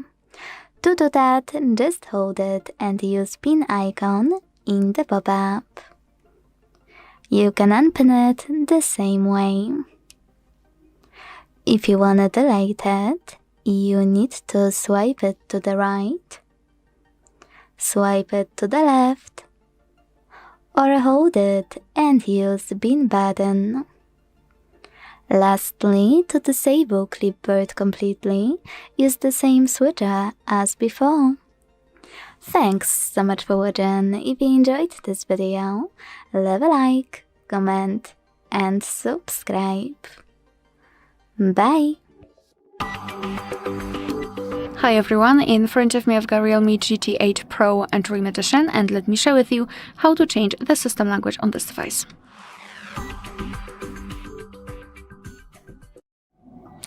So I can imagine that this tutorial will be useful if you've accidentally changed the system language and you have no idea what to do. Then I'd like to guide you through the steps. So let's tap on the settings. And here in this list, we have to scroll completely all the way down. Now let's localize this gear icon, which is System and Update. So let's tap on it. And here tap on the third position, so Language and Region. So here we've got the list of all currently applied languages. We've got, in my case, English, Russian, and Ukrainian. So let's tap on Edit to add another language. So here we've got the full list of available languages from which we can choose. So simply find yours and then tap on this plus icon next to it. I'll pick Turkish. Your device will immediately ask you whether you'd like to set the Turkish, in my case Turkish, as a default one. So just tap on Yes, and your device will immediately change the language. Right now the whole system is displayed in the chosen one. If you've got more than one languages added here and you've got the desired language here, all you have to do is to tap on it and hold it and drag it to the first position. Then tap on this first option to change the language, and now in my case I've got English applied. You can also remove the languages from this list. Just tap on Edit and here tap on the minus icon next to the language which you'd like to remove, and as you can see we've got only one language applied here. Alright, so that will be all. Thank you so much for watching. Please hit the subscribe button and leave the thumbs up. In front of me is Realme GT8 Pro, and today I would like to show you how you can select and delete multiple photos at once. Begin by opening Photos app and clicking on Photos or Collections at the bottom. Wherever you decided, when you're ready, hold one of your pictures you wanna get rid of and use those icons at the top right corners of all of those sections to select multiple right away. Now, to keep some of them, tap on the chosen ones, and to get rid of the rest, use bin icon at the bottom right corner. Quick tip though, never select more than 100 photos. You can see a countdown at the top left corner. That's because Google app doesn't allow you to delete more than 100, so you will have to select them all over again. Anyway, hit bin icon, tap on got it, and choose move to bin. As you can see, all of my photos were successfully deleted. If you want to delete from one of your folders, do exactly the same. The only difference is that bin icon is now located at the top right corner instead. Thanks so much for watching. If you enjoyed this video, leave a like, comment, and subscribe. Bye! In front of me is Realme GT8 Pro, and today I would like to show you how you can clone apps. Don't worry, you don't need to download any app cloner because this Realme already has one for you to use. To access it, go into Settings and scroll to hit Apps section available here. Now tap on App Cloner and click on one of those recommended apps to clone it, or select Other Apps section and clone any of those. Just click on the chosen one, tap on gray switcher next to Create App Clone, and wait. Now, before you exit, you can also rename your cloned app however you want to, and hit Save. Tap on Default App to open and pick one of those options to apply the best one for you. Always ask Original App or App Clone, and then exit Settings to check if your app was successfully cloned. If you ever wanna delete this clone, you can always go back to the same settings, use now blue switcher next to Create App Clone, and hit Delete in the pop-up. Thanks so much for watching. If you enjoyed this video, don't forget to leave a like, comment, and subscribe. Bye! In front of me is Realme GT8 Pro, and today I would like to show you how you can turn on or turn off app notifications. Start by opening Settings and scrolling to click on Notifications and Quick Settings. Now scroll again to click on Manage All right next to App Notifications and hit Recent at the top left corner. Then tap on one of those options to sort your apps. If you want to see frequent notifications, actually most frequent ones, select Frequency. If you wanna select recent ones, hit Recent. If you wanna see all apps on your smartphone, select All. And to see ones with notifications already blocked, hit Turned Off. Wherever you decided, when you're done, use blue switchers next to your apps from which you want to block notifications, or gray ones to switch them back on. Quick tip, you can also go back and tap on one of your apps over here. This way you can not only enable or disable notifications, but also check out all of those options regarding notifications for a chosen app. Thanks so much for watching. If you enjoyed this video, leave a like, comment, and subscribe. Bye! Welcome. In front of me is a Realme GT8 Pro, and today I'll show you how you can capture a screenshot on this device.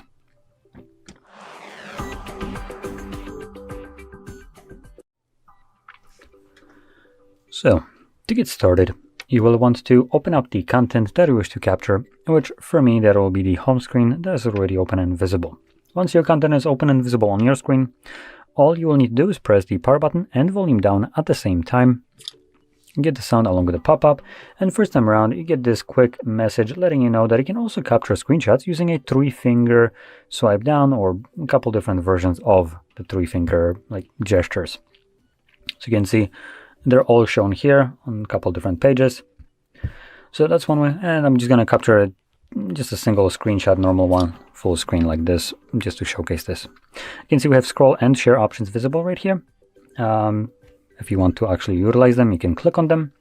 And if you don't do anything, this pop-up just disappears, and you can find your captured screenshots by going into your Photos or Photos application. We have both of them. Now, one is by Google and the other one is from a Realme. I always prefer not Google ones, so I'm going to select the Realme. And you can see we have our screenshots right here at the top. So these are the two that I have just captured. And also you can navigate to albums, and in albums you'll find an album called screenshots. And in here you'll find screenshots and also screen recordings, but it's still much easier to find whatever you're looking for in a much more kind of managed area or album, which only contains 2 different categories of content. So anyway, that's about it. So if you found this very helpful, don't forget to hit like, subscribe, and thanks for watching. In front of me is Realme GT8 Pro, and today I would like to show you how you can operate voice recorder. Start by opening Recorder app and tapping on this red button at the bottom to start recording. Then hit allow in the pop-up, and as you can see your recording is on.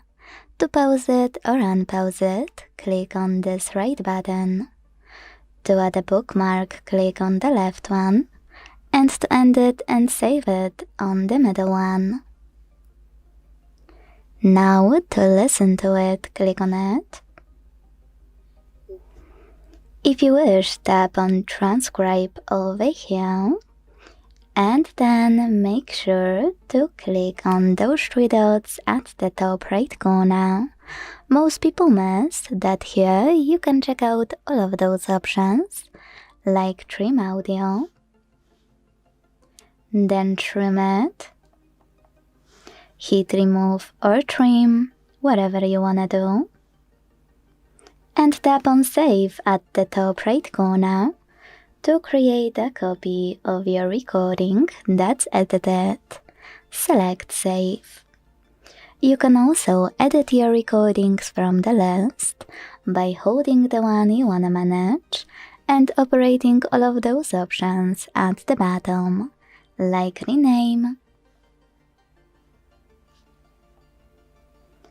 or delete. Thanks so much for watching. If you enjoyed this video, don't forget to leave a like, comment, and subscribe. Bye! Hi everyone, in front of me I've got Realme GT8 Pro Dream Edition, and let me share with you how to enable the developer options on this device.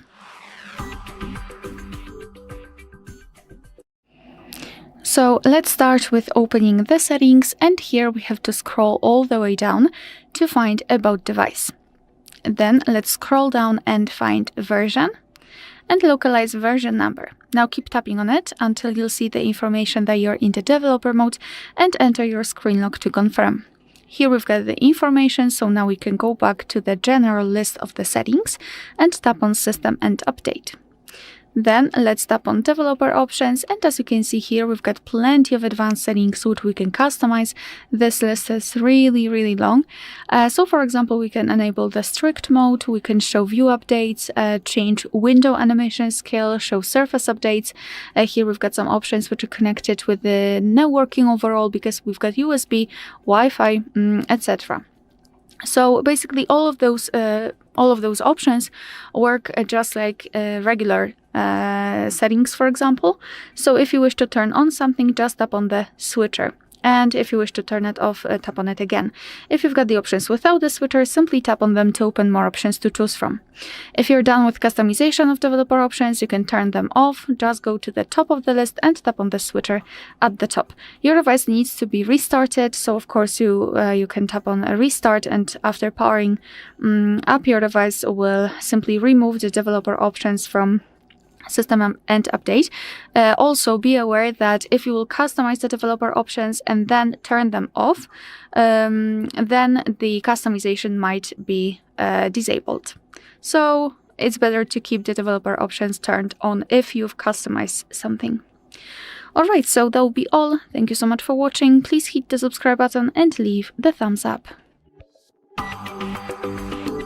Hi everyone, in front of me I've got Realme GT8 Pro and Dream Edition, and let me share with you how to change date and time on this device.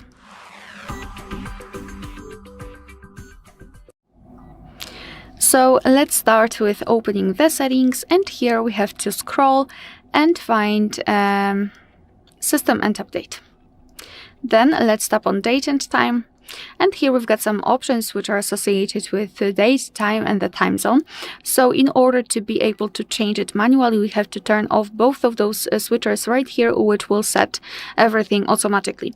So now we can freely tap on date and change it just by swiping month, day, and a year, and the time, change the hour and minutes, and it will be also immediately applied. Moreover, we can change the time format here, so we can either use the 24-hour one or 12-hour format. It's completely up to you. However, we cannot change the date format. Here we can also select the time zone, so just tap on it, and here we've got the full list of available time zones. So find yours and tap on it. It will be immediately applied, and I've accidentally tapped on the automatic one, so let me pick this one, and as you can see, it is immediately set.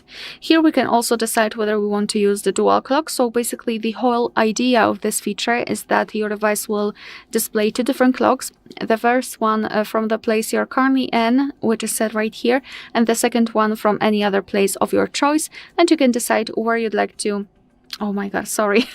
where you'd like to display the dual clock on, so lock screen and home screen, or separately on lock and home screens.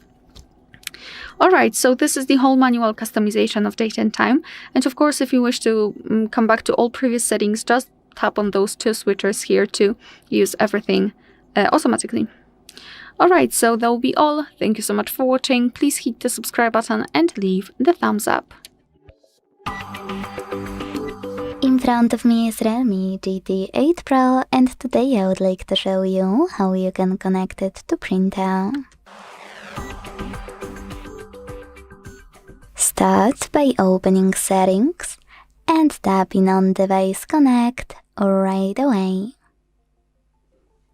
Now scroll a tiny bit to hit Print.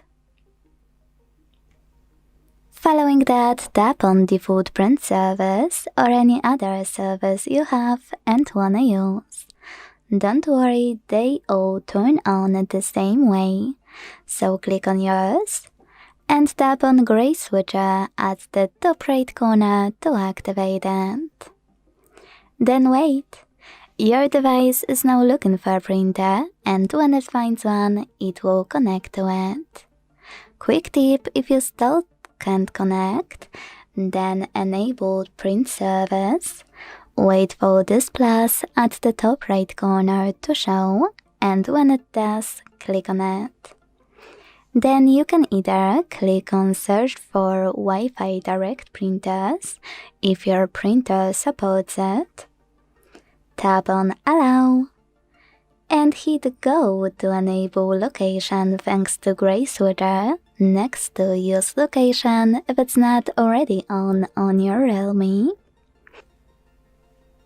Go back, tap on Search for Wi-Fi Direct Printers again, and this time wait for your device to scan and find yours. You can also just tap on Search by IP address, input it here, and tap on Add to connect manually. Thanks so much for watching. If you enjoyed this video, leave a like, comment, and subscribe. Bye! In front of me is Realme GT8 Pro, and today I would like to show you how you can add a password to Passwords Manager. Start by opening Settings and scrolling all the way down to click on System and Update. Then tap on Input Method and select Autofill for Google available here. Now tap on Google Password Manager and hit Add Password at the top. If you can't see any of those options, that means that you never added a password before and you need at least one to add it manually from device's settings. To fix it, hit Settings at the bottom right corner. Make sure Offer to Save Passwords is enabled. Log in to any website or any app that has an account. And after you log in, you will see pop-up from Google Password Manager. All you need to do is hit Save, and your password will appear here. Now you can add any other one manually. Choose Add Password, click on the Site section to input any website, or tap on Select App and tap on a chosen one. Then enter your username, email or phone number, password, and even take some helpful notes. When you're ready, hit Save at the top right corner. Thanks so much for watching. If you enjoyed this video, leave a like, comment, and subscribe. Bye! Welcome. In front of me is a Realme GT8 Pro, and today I'll show you how you can insert SIM into this device.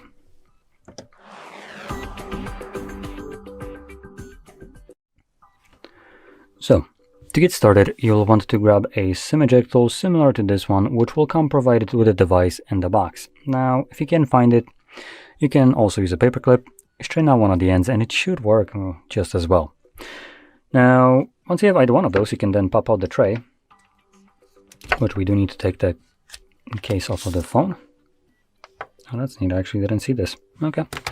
And the tray is located at the bottom of the phone, right here. So let's grab our little tool. That sounded wrong, but let's move on. And push that in there. You can see that the tray will pop out enough for you to pull it out.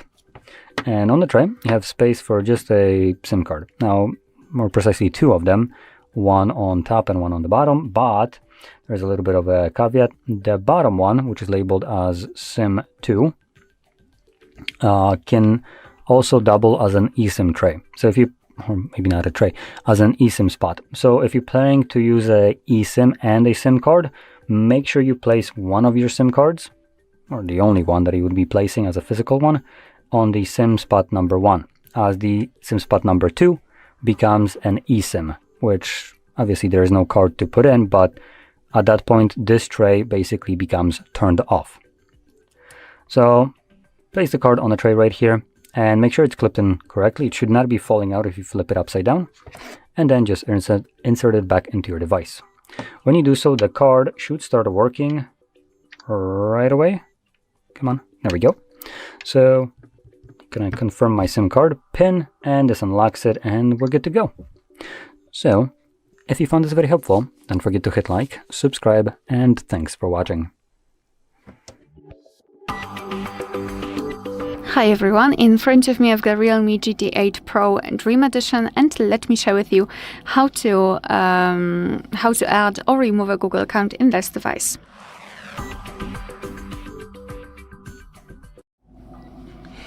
So let's begin with opening the settings.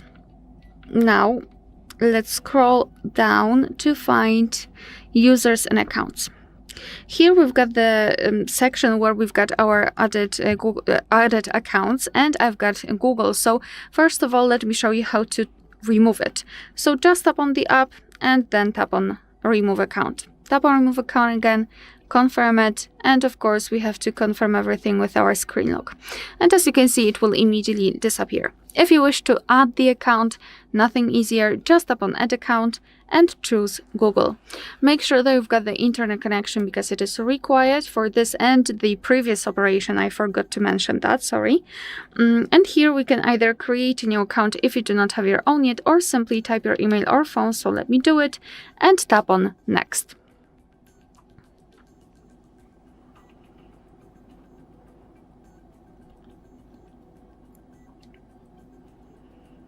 Right here we have to enter the password, so let me do this out of the screen.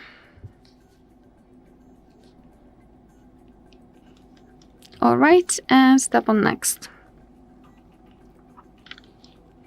So here we've got Google Terms of Service and Privacy Policy. You can tap on them to learn more and tap on I agree after reading. Here we've got the option to use biometrics to verify purchases. It's completely up to you, so just tap on accept. And here backup, you can either manage the backup right now or don't backup at all. It's completely up to you. And as you can see, we just successfully added our Google account to this device. Alright, so that will be all. Thank you so much for watching. Please hit the subscribe button and leave the thumbs up. Hi everyone, in front of me I've got Realme GT8 Pro Dream Edition, and let me share with you how to change the keyboard language on this device.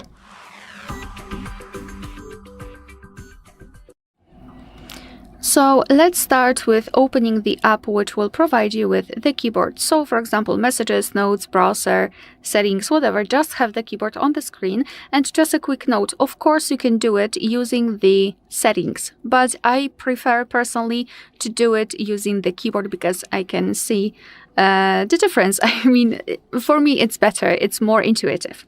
So here we've got our keyboard, and now we have to take a look at this option bar at the top and tap on this settings icon. Then let's go to languages at the top, and here we've got the list of all currently applied languages. So let's first of all tap on add keyboard, and here we've been transferred to the full list of available keyboards, available languages from which we can choose. So you can scroll and find it, or tap on search language and enter the name of the language, of course, if you can, if you know the language you've got applied on the keyboard right now. And after finding the language, simply tap on it.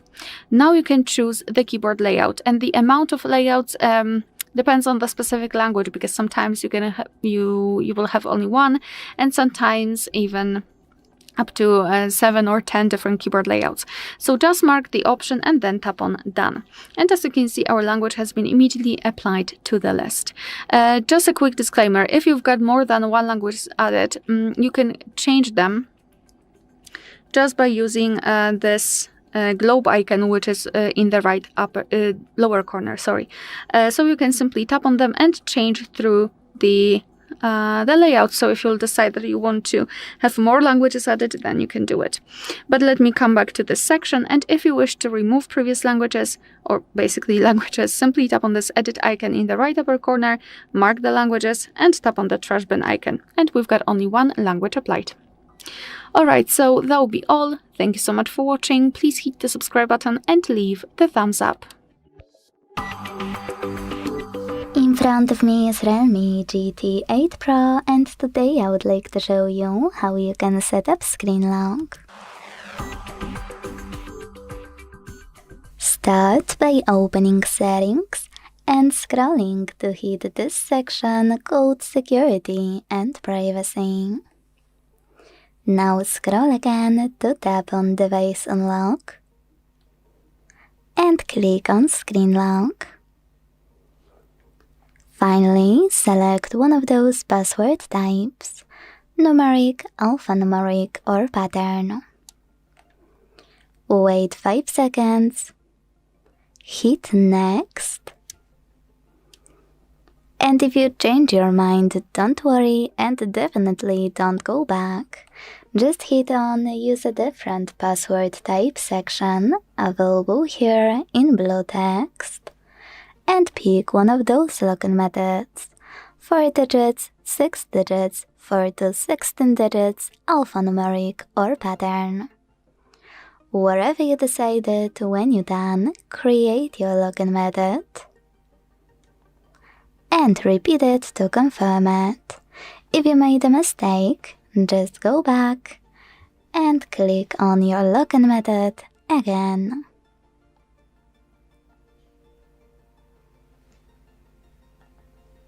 Repeat it to confirm it. Wait. Hit done. And if you want to turn on fingerprint unlock right away, hit enable in the pop-up and follow all of the instructions from your screen. If you don't, hit cancel. So when I switch off my screen and turn it back on, icons that pattern is required. Thanks so much for watching. If you enjoyed this video, leave a like, comment, and subscribe. Bye! In front of me is Realme GT8 Pro, and today I would like to show you how you can open apps in split screen view. First of all, you need to open an app you wanna use in this view and launch it in the background, like that. Then click on those 3 dots at the top of it and click Split View. Now tap on the second app and enjoy using both at once. To resize them, hold this line in the middle and drag it up or down. You can actually use the same one to close split screen. Just drag it all the way up or all the way down. Then tap on Home button to close the remaining app. Another way to exit split view is by going back into background apps and swiping both apps at once. Now my favorite feature of split screen on this Realme. When you click on the same line we just used, you can not only swap sides, but you can also tap on Save As App Group over here. When you click on it, you can exit split view and look for a tiny shortcut on your home screen. This one. Now when you click on it, both of your apps will be instantly launched in split screen view right away. If you want to get rid of the shortcut, just hold it, tap on Remove, and confirm your choice in the pop-up. Thanks so much for watching. If you enjoyed this video, don't forget to leave a like, comment, and subscribe. Bye! In front of me is Realme GT8 Pro, and today I would like to show you how you can turn on and use voice typing. You need to begin by launching your keyboard and tapping on microphone icon at the top right corner. If you can't see it, don't worry, just click on Gear 1 instead. Select the voice typing here and use this switcher to activate it. When it's blue, go back and tap on No Visible Microphone. Then tap on while using the app in the pop-up and start typing. As you can see, voice typing is on. If you wanna stop, you can pause or use the same microphone to turn it on or off. Now my favorite part, Most people miss that in a new update, when you click on microphone icon, you will see tiny one right next to it.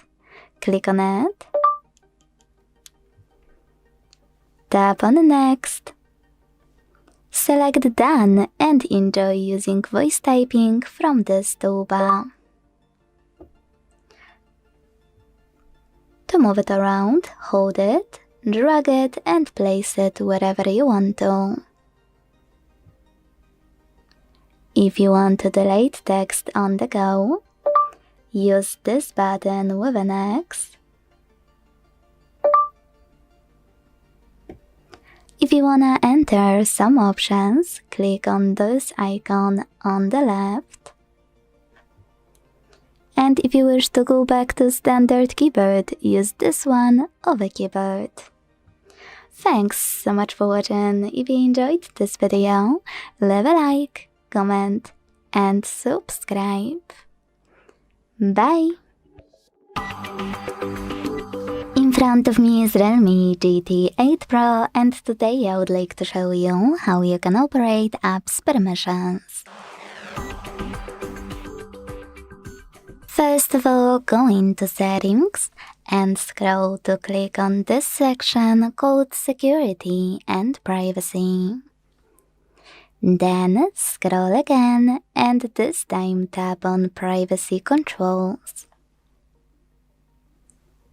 This way you can access Permission Manager by clicking on it here and finally manage it however you want to. To do that, begin by picking any feature you wanna manage, like camera. Then manage your apps under those categories. In case of my camera, allowed all the time, allowed only while in use, or not allowed. Let's go with from not allowed one. Now it's time to apply the best option for you. In this case, camera access for this app, allow only while using the app, ask every time, or don't allow. Let's go with the first one, so when I tap and go back, I can see that Chrome gained access to my device's camera while I'm using it. But you can also do exactly the same, but manage your apps instead. Let me explain. Pick any feature, select an app you are interested in, and instead of tapping on any of those options to apply them, click on tiny text at the bottom. See all permissions.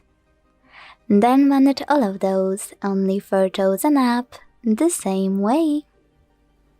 Thanks so much for watching. If you enjoyed this video, don't forget to leave a like, comment and subscribe. Bye! In front of me is Realme GT8 Pro and today I would like to show you how you can add audio or a video file to text message. Begin by launching Messages app and selecting or creating a chat. Wherever you decided when you're ready to record a message and add it instantly, use this icon at the bottom right corner. Then microphone 1 to start recording. Now you can either use the same one to stop, hit restart to redo it, or tap on attach right away. Then listen to your message and when you're ready, send it. If you want to add already existing audio file, use this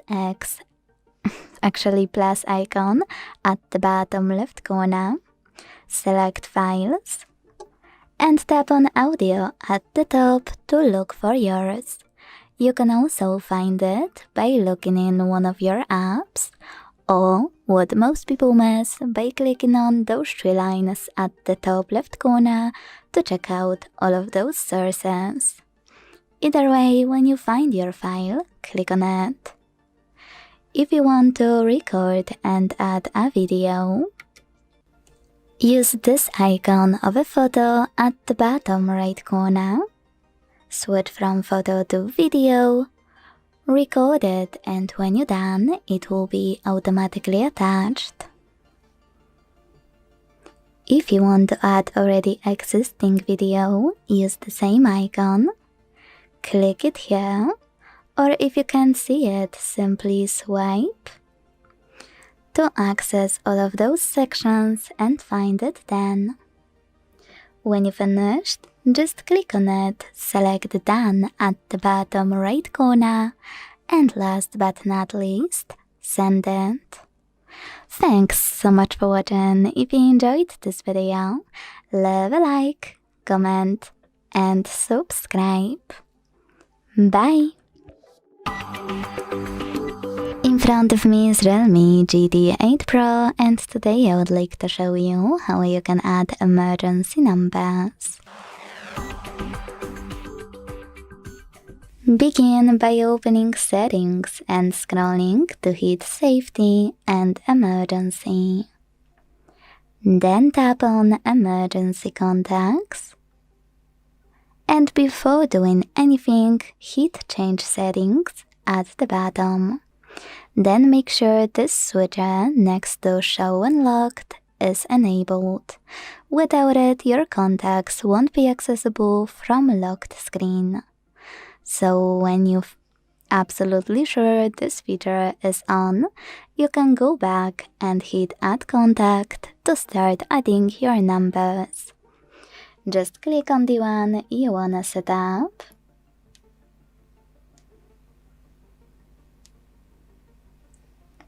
And then do exactly the same with all the other ones you need.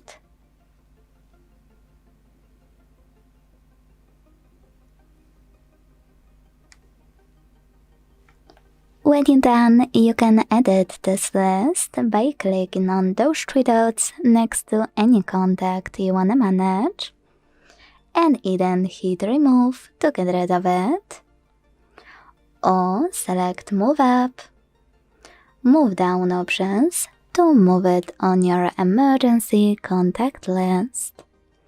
Either way, when you're done, you can go back and check it out by blocking your screen.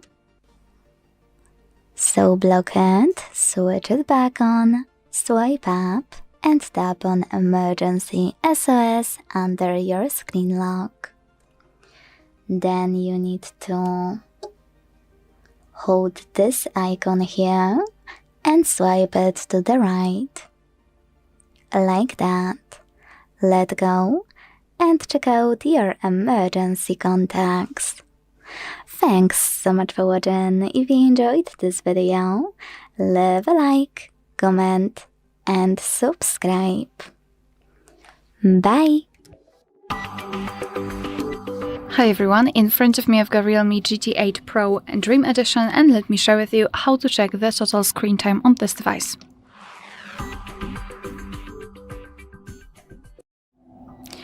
So let's begin with opening the settings, and here we have to scroll all the way down, almost all the way, because we have to find digital well-being and parental controls. So here we've got the graph, which will show us for how long we've been using this device today. In my case, it's 53 minutes, and most of the time I've spent on the settings, then the camera. Here we've got also unlocks and notifications count. So in order to check some further details, you have to simply tap inside the graph, and you will be transferred to the dashboard where you can check the screen time in particular days of the week. You can compare them. Under it, you've got also the list of apps which you've been using with specific time you've spent on them. Moreover, you can tap on the app, for example, the camera, and again, you've got the dashboard, but this time it is connected with this one app. Moreover, we've got some ways to disconnect, and let me simply explain maybe app timers. Others work pretty similar. So for example, let's open it. Here we've got the list of installed apps, and if you will decide that you're spending too much time on the specific app, simply find it in the list and tap on this hourglass icon. Now we can set the timer. So for example, if I will set it for 30 minutes, it means that I can use the app for 30 minutes during a day. And after 30 minutes, it will be blocked, and the and the timer will reset at midnight, and tomorrow I will again be able to use it for 30 minutes. We can also set it for 0 minutes. Tap on OK, and as you can see, the camera is right now grayed out, and after attempting to open it, our device will show us this pop-out window with the information that the timer ran out. So obviously it is not the perfect solution, but I think that it might help us with limiting the time we're spending on the specific app, because obviously we can quickly turn off this option just by going to settings and tapping on this trash bin icon here to remove the timer, but still I think that it could help us with limiting the time. Alright, so that will be all. Thank you so much for watching. Please hit the subscribe button and leave the thumbs up. Hi everyone, in front of me I've got Realme GT8 Pro Dream Edition, and let me share with you how to add the photo to contact in this device.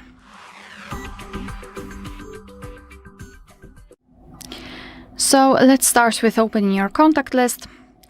For example, right here with the usage of the dialer, find the contact which you'd like to edit and tap on it, and then tap on this edit icon, so pencil icon. Here we've got the differentiation between the contact photo and the calling card. So I will focus on the picture one, but I highly recommend also customizing the calling card. So let me tap on the circle with plus icon, and now we've been transferred to the sections from which we can choose the photo from. So here in the device photos, we've got the gallery. We can open it and choose something from our files, or immediately open the camera app and take a photo of someone who's right in front of you.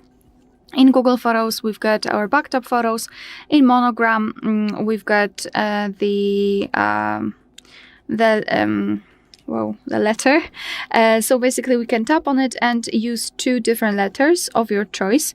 You can also change the background and the font. Instead of the Monogram, you can use Emoji. Just tap on it, tap on Emoji, and now we can choose from the list. For example, this one, again, you can change the background color. We've got quite a lot of options to choose from. And you can either display it as the emoji or tap on the switcher to make it more icon-like. So it's up to you. And here illustrations, which are free of charge, and they are available online. So they are quite a good option, especially if you do not have the photo of the person whose contact you'd like to customize. So just tap on the picture. Here you've got also the presets, so you can change the colors, which are cool, and you can frame the picture. So if you will choose the illustration, your photo from the gallery or whatever, you will be able to zoom it in or out, change the position of it, and thanks to it you can decide what you will see after saving the whole contact, because this highlighted circle is responsible for it. So position it just like you want to, and then tap on choose. Tap on save in the right upper corner, and as you can see, this is how our contact will look like. Of course, you will be able to see this photo on the contact list, and for example, during all incoming calls from that specific number. Alright, so that will be all. Thank you so much for watching. Please hit the subscribe button and leave the thumbs up.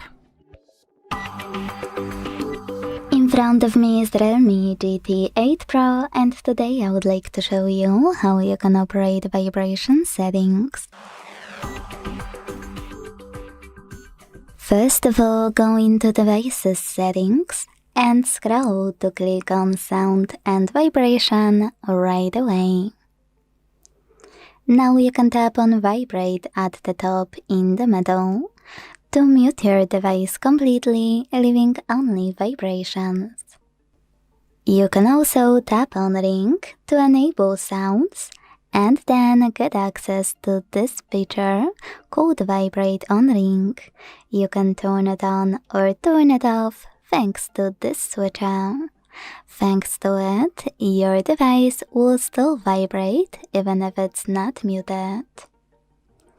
You can select vibration intensity next, and thanks to those two sliders, adjust intensity for calls and alarms, and then for messages and notifications.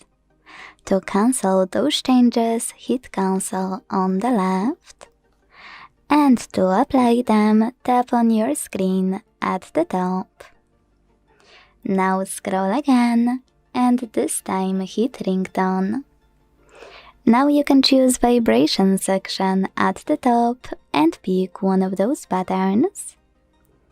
Select no vibration or synchronize it with ringtone.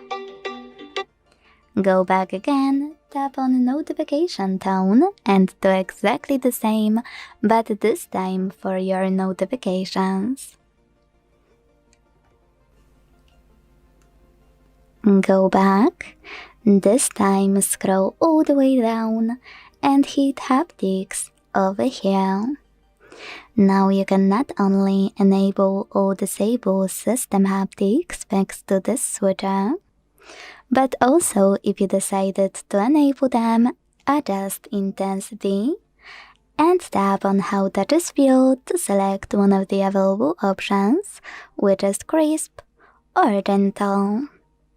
Thanks so much for watching. If you enjoyed this video, leave a like, comment and subscribe. Bye! In front of me is Realme GT8 Pro and today I would like to show you how you can open apps in pop-up view. To do is click on an app you wanna use in this view and launch it in the background. Then click on those three dots at the top of it and select floating window. Now enjoy using your app in this little window. To move it around, hold those three dots at the top and drag it. To scale it, hold one of its bottom corners and drag it as well.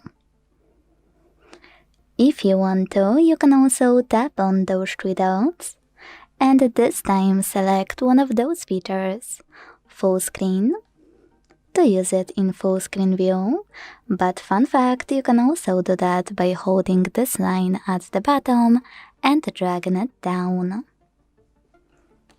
You can also tap on this option, which is split view, to switch from pop-up to split. Click on it, tap on the second tab you wanna use, and enjoy using both at once. You can go back to pop-up view by clicking on the same three dots, and this time select floating window. Click on them again to tap on minimize, and then access your app by tapping on the bubble. You can also do that by tapping on home button, dragging tiny window to the side, and then clicking on the bubble again. The only difference is, this time when you click, you need to tap on tiny window as well. To close your window, you can either click on those three dots and tap on close, or simply swipe it in the background like that.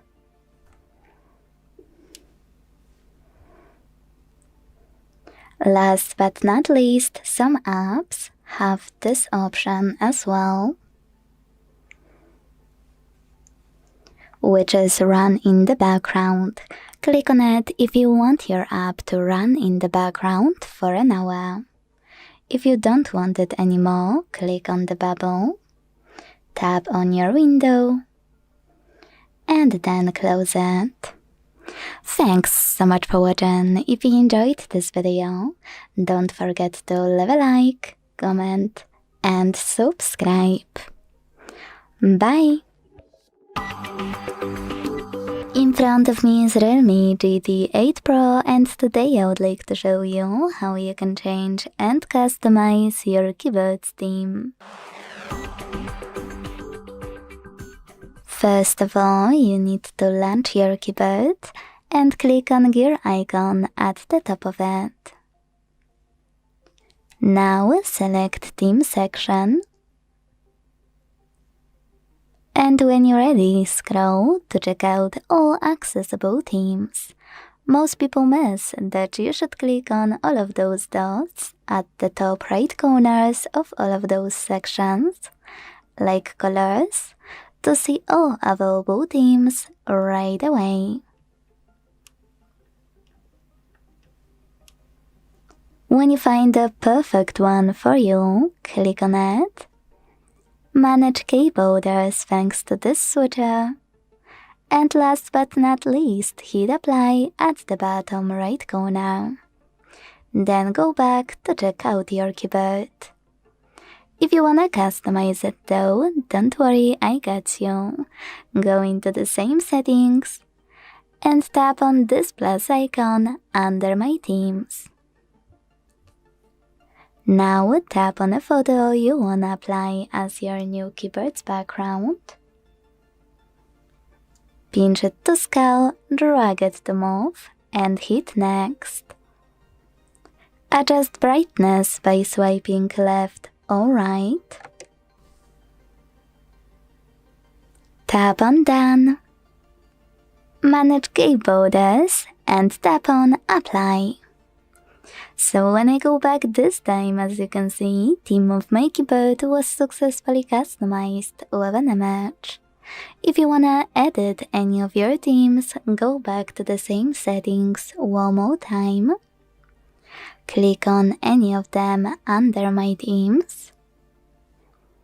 And in order to get rid of one, use this pin at the top right corner and confirm your choice in the pop-up. And in case of a custom one, do the same, or edit it instead by tapping on this pen and making all of your changes.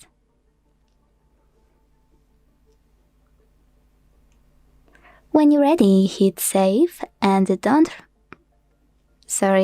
loading. Don't forget to hit apply. Thanks so much for watching. If you enjoyed this video, leave a like, comment and subscribe. Bye! Welcome. In front of me is a Realme GT8 Pro, and today I'll show you how you can put this device into recovery mode.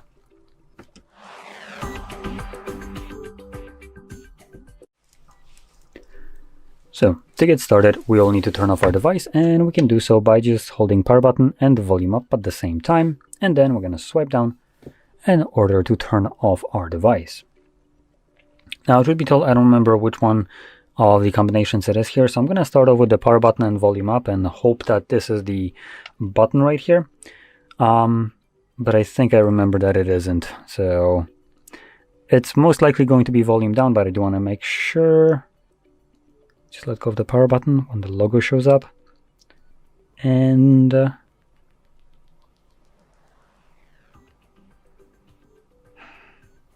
come on.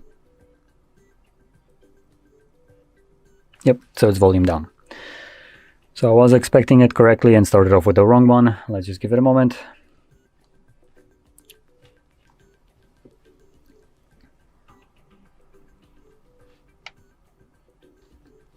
Now, as you've seen me do, you do want to let go of the power button when the logo shows up on the screen.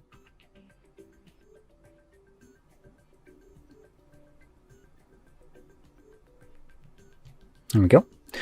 Now, if you hold it for a little bit too long, this will actually reboot the device. So if it disappears when you're still holding volume down, continue holding it till it shows up again and then let go. Now here you can see we have our language selection page, and there is one visible. Let me just adjust the brightness of the camera so you can maybe see this a little bit better. I apologize for the overblown white background, but there is no way I can do this in a different way. So you can see we have a couple languages. I'm going to choose English right here. And once you do, you have again a couple options right here. So we have format data, just a factory reset of the device, reboot, and power off. Two methods of leaving this mode. So I want to point out one last thing. Under the format data, when you click on it, it is only protected by this randomly generated code. So as long as you type that in, you can reset your device. Anyway, I'm going to now select reboot the device and confirm by selecting OK. And this will bring me back to Android.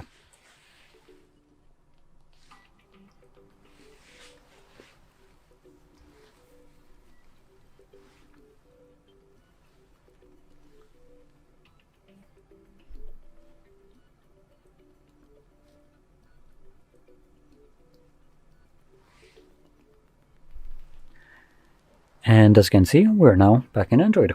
So, if you found this very helpful, don't forget to hit like, subscribe, and thanks for watching. Hi everyone, in front of me I've got Realme GT8 Pro Dream Edition, and let me share with you how to activate automatic software updates on this device.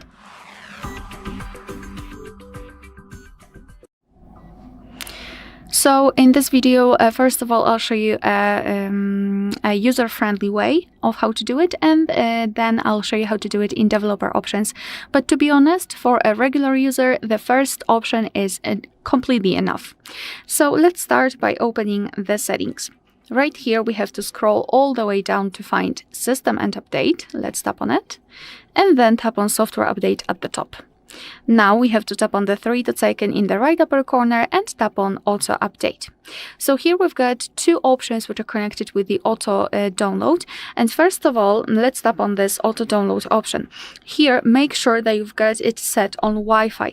I do not recommend marking mobile data or Wi-Fi or mobile data because the packages which are connected with the update are quite large, and it is not recommended to download them over the mobile data. Because it might apply some kind of charges. So make sure that it is set on Wi-Fi, and then I highly recommend to tap on this switcher here, because thanks to it, your device will not only automatically download the update, but also it will automatically apply it to the system overnight. As you can see, it is explained right here. It will happen between 2 a.m. and 5 a.m.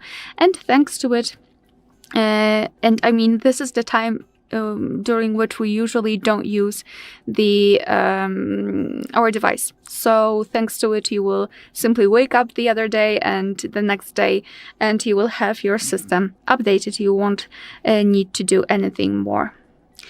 And the second one is through developer options, but as I said, the first one is completely enough for a regular user. So let's open the settings. Here we have to tap on About Device. Then scroll down and go to version, and keep tapping on the version number until you'll see the information that you're into developer mode. Of course, confirm everything with your screen lock. Then let's go back and go to System and Update again and tap on Developer Options. And here all we have to do is to find the option Automatic System Updates and simply tap on this switcher, which means that your device will do it automatically. You won't probably even notice. And it will apply the updates when the device restarts. Of course, if you wish to keep this option turned on, you need to keep the whole developer options turned on. That's why I do not really recommend this option. Just stick to the first one. Alright, so that will be all. Thank you so much for watching. Please hit the subscribe button and leave the thumbs up. In front of me is Realme GT8 Pro, and today I would like to show you how you can set up unblock. Start by opening Settings and scrolling to click on this section called Security and Privacy. Now scroll again to click on this section called Unblock right under Special Features, and then use gray switcher to enable it. If you don't have a privacy password though, you need to set it up to use Unblock. To do it now, hit Settings in the pop-up, tap on Use a different password type and pick one of the available options. 4 digits, 6 digits, 4 to 16 digits, pattern or alphanumeric. Then create your privacy password and repeat it to confirm it. Now set up recovery email just in case if you will ever forget your password, and hit confirm. Then tap on question. Click on this one if you want to change it, and pick any of those. Or to create perfect security question for you, tap on this one again and tap on custom question at the bottom to create your own. Then hit confirm. Make sure to type in correct answer and hit done. choose Done again. And finally, use gray switches next to apps you wish to lock.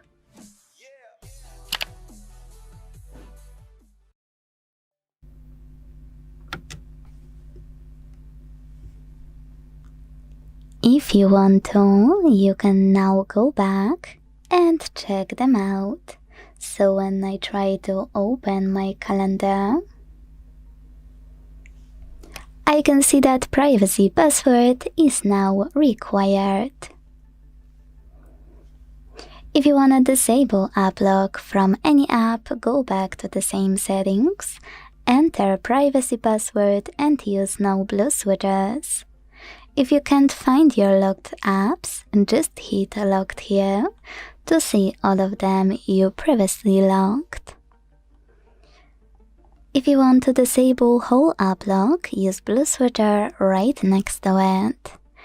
Last but not least, to manage app lock settings, click on those three dots at the top right corner and hit About App Lock.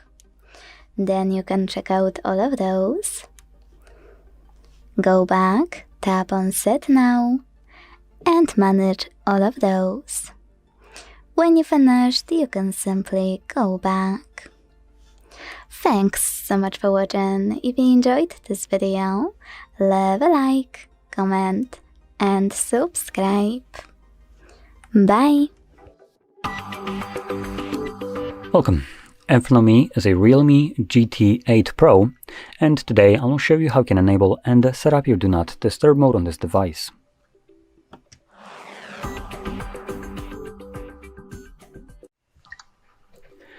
So, to get started, you will want to swipe down from the top right side of the screen like this. And from here, we're looking for the Do Not Disturb mode, which for me is visible on the first page right over here. But if you don't see it here, you might want to check other pages. And if you still don't see it, you can click right here on this pencil. And then click on the plus button and find it somewhere in here. The brighter icons are the ones that are already, or the brighter icons are the ones that aren't added, and the grayer ones are ones that are already added. So from here, just find whatever you're looking for, click on it to add it. And once you have done so, you can click on the Done button, and you should have access to it wherever you added it. Now let's find the Not Disturb mode once more. And this time around, in this panel, we're going to hold it and select More Settings. This will take us to the settings where you can customize how the mode will function. Now, there isn't that many options in here, to be completely honest, but there are still some that are pretty useful, like schedule. And here you can select a fully automatic mode, so the device will turn it on and off at a provided time and also day of the week. Now you can create multiple ones if you want to, and there is also one that is always pre-made called Sleeping, starts at 10 p.m. ends at 7 a.m. every single day. Though it is turned off, you can turn it on. You can edit this one too if you want to. And moving back here, we have also exceptions for calls and messages, which you can select that no one can call you or message you, everyone, contacts, or only favorites. Along with the option below here, ring for repeated callers, meaning that if someone calls you twice within a 3-minute period, they will bypass whatever you have selected right here. That only applies to calls though. Anyway, once you have set it all up, you can close this up, and whenever you want to enable this manually, just find a toggle, tap on it. First time around, it gets you this pop-up, turn on Do Not Disturb mode. In Do Not Disturb mode, you will only receive notifications for alarms, timers, and calendar events. Well, and calls and messages, depending on how you set it up. But I guess that kind of wasn't mentioned here. The box for Don't Remind Me Again is always selected by default, so I'm just going to turn on, and this pop-up won't show up again. And you can see it's now enabled. And once you're done with it, you will actually need to remember to turn it off by just finding this toggle and tapping on it for the second time. This only applies to manually turning it on. There is no option for it to automatically turn off, unfortunately, here. So you will need to remember about it, otherwise it will run indefinitely in the background. Now, this isn't the problem if you use a schedule mode, and also you could use a schedule mode to try to circumvent this problem by having a schedule that runs every single day of the week for like a single minute, as that's the shortest period of time, somewhere throughout the night. So even when you forget to turn off the mode at night, it will try to turn it on, which is already on, and then 1 minute later it's going to turn it off, which would kind of circumvent the problem of you needing to remember to disable it once you're done with it. But anyway, with that being said, hopefully you found this very helpful, and if you did, don't forget to hit like, subscribe, and thanks for watching. In front of me is Realme GT8 Pro, and today I would like to show you how you can set up an alarm clock. Begin by opening clock and tapping on alarm at the bottom left corner. Then before doing anything, most people miss that you should click on those 3 dots at the top right corner and hit settings to manage all of those for alarms however you want to. When you finish, go back and tap on plus icon to create new alarm. Start by setting up an hour at the top. Then select one of those repeat options. Ring once, weekdays, you can adjust each one and hit OK to save it. Or scramble.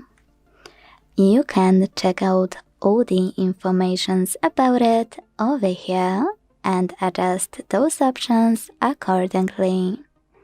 Then last one is custom, where you need to pick days of the week manually.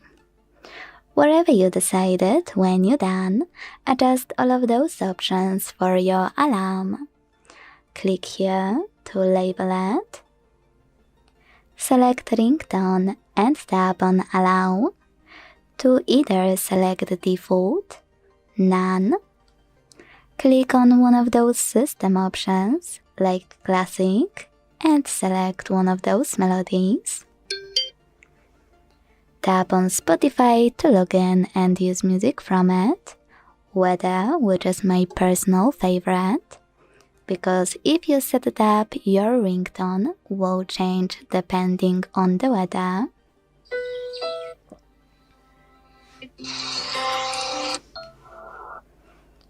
Or the last one, which is on this device.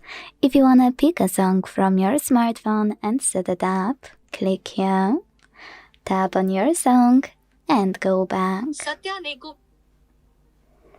Now choose vibrate to pick one of those vibration patterns. Disable vibrations completely by choosing no vibration, or synchronize them with current ringtone. Tap on snooze to decide how many minutes it will take, how many times it will repeat, and even use this switcher at the top to turn it off or switch it on. When you go back this time, hit done at the top right corner to save your new alarm. As you can see, mine was successfully added. To turn it on or off, use the switcher next to it and click on one of those options. To edit it, click on it, make any changes you want, and hit done again. And last but not least, to get rid of it, hold it, tap on delete button at the bottom, and wait. Thanks so much for watching. If you enjoyed this video, leave a like, comment, and subscribe. Bye! Welcome. In front of me is a Realme GT8 Pro, and today I'll show you how you can hard reset this device through recovery mode.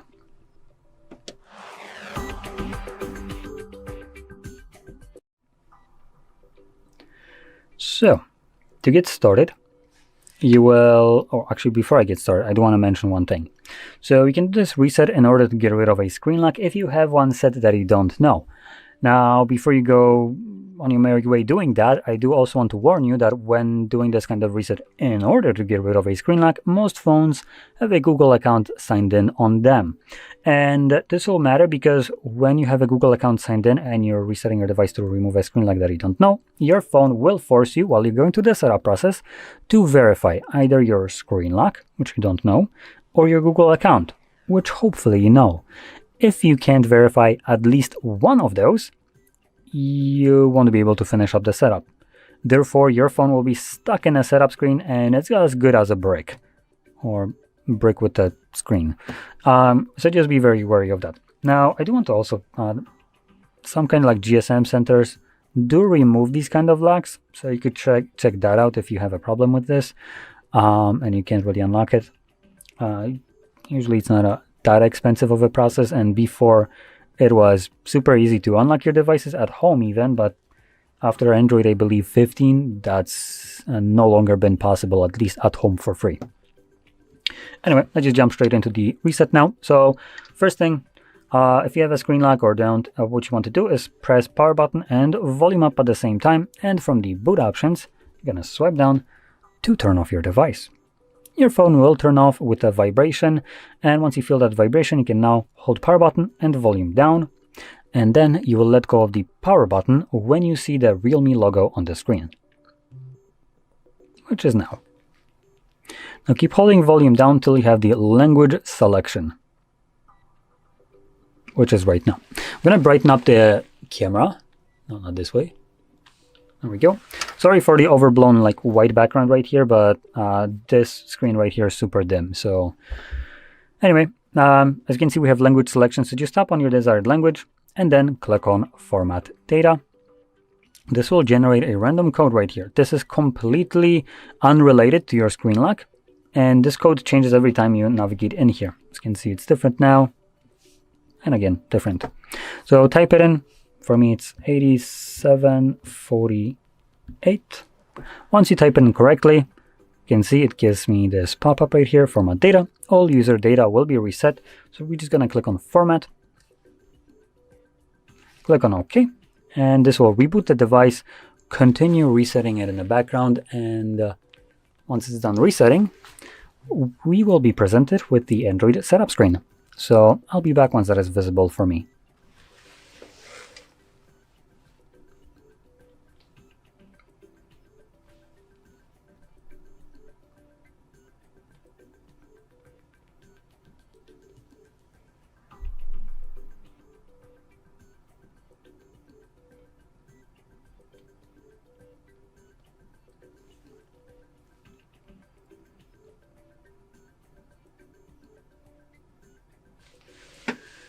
And as you can see, the process is now finished, and you can set up your device however you like. So if you found this very helpful, don't forget to hit like, subscribe, and thanks for watching. Hi everyone, in front of me I've got Realme GT8 Pro Dream Edition, and let me share with you how to change the 3 buttons navigation into the gestures and the other way around.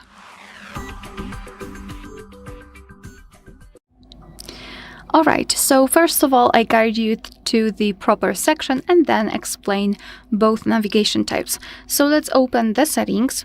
Here we have to scroll all the way down to find System and Update, and here tap on System Navigation, so the second option. Let's tap. So here we've got the... Sorry, something happened and I got distracted. I'm so sorry. This is what you should see after entering the system navigation. So we've got gestures and buttons. Let me start with gestures. So let's tap on it. Let's apply it. Obviously, we've got 3 different buttons which are responsible for specific actions. Here we can reorder them. So we can reorder the back button and the recents if you wish. It's completely up to you which option you prefer. And here you can also customize Circle to Search and Digital Assistant from Google. If you wish to set the gesture, simply tap on this animation here, and your device will ask you whether you'd like to go through the tutorial, and you can do that. Simply tap on Learn. I don't want to do it because I already know how to use the gestures, and in a second I will also explain it to you. So instead of the 3 buttons, we've got this line which is responsible for some gestures. We can hide it if you wish. However, the circle to search option will be also turned off. So I will keep it turned on in order to show you the circle to search option later on. Here, vibrate on back navigation. It's up to you whether you'd like to feel it. Mistouch prevention, for example, in game only, in full screen, or off completely. Here, sensitivity to back gesture, and to be honest, I highly recommend to get back to this option after a while of using the gestures, so you will be able to decide whether you need the sensitivity to be higher or lower. You can change it just by swiping. And here again, circle to search, digital assistant, and swipe animations. You can show an animation when you swipe to go back, something like that. It's up to you. All right, so now if you'd like to get back directly to the previous page, swipe your finger from the side to the center, and if you can see this arrow, release the finger, and the same situation from the left side. If you wish to come back directly to the home page, swipe your finger from the bottom to the center of your device, and make sure that this motion is quick and short, so something like that. If you wish to open the recents, repeat the gesture, so from the bottom to the center, but hold your finger somewhere here, like that, and here we've got the recents. However, if you've got a lot of apps opened and you don't really want to open the recents and try to find the option, the app which you want to open, you can quickly swipe between apps just by swiping your finger from the side, from one side to another. So from the left to the right or right to left, something like that, and it should happen at the bottom. So here, as you can see, we can go to settings, here to viruses, because I had it previously opened, and the same from the right side. Another thing is the circle to search.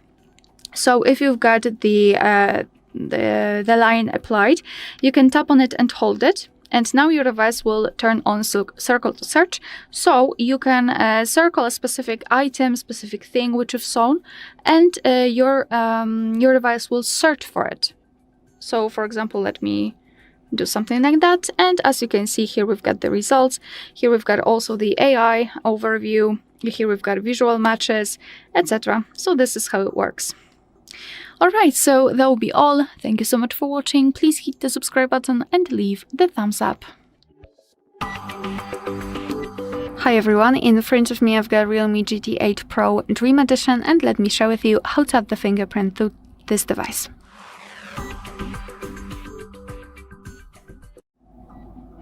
So let's start with opening the settings.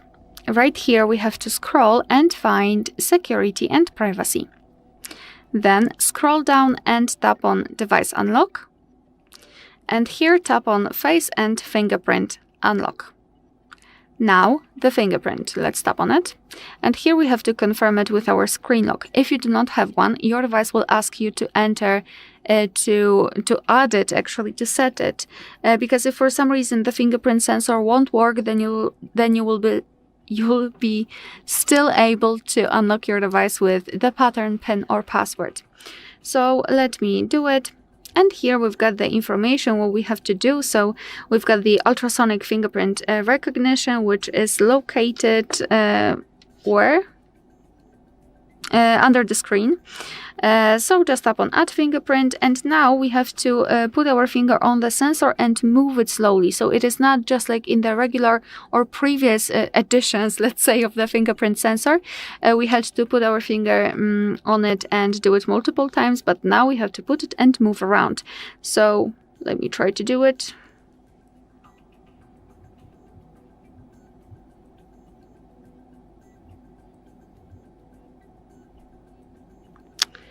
I'm not sure whether it is the most comfortable option, but as you can see, we just successfully added our fingerprint. So just tap on done.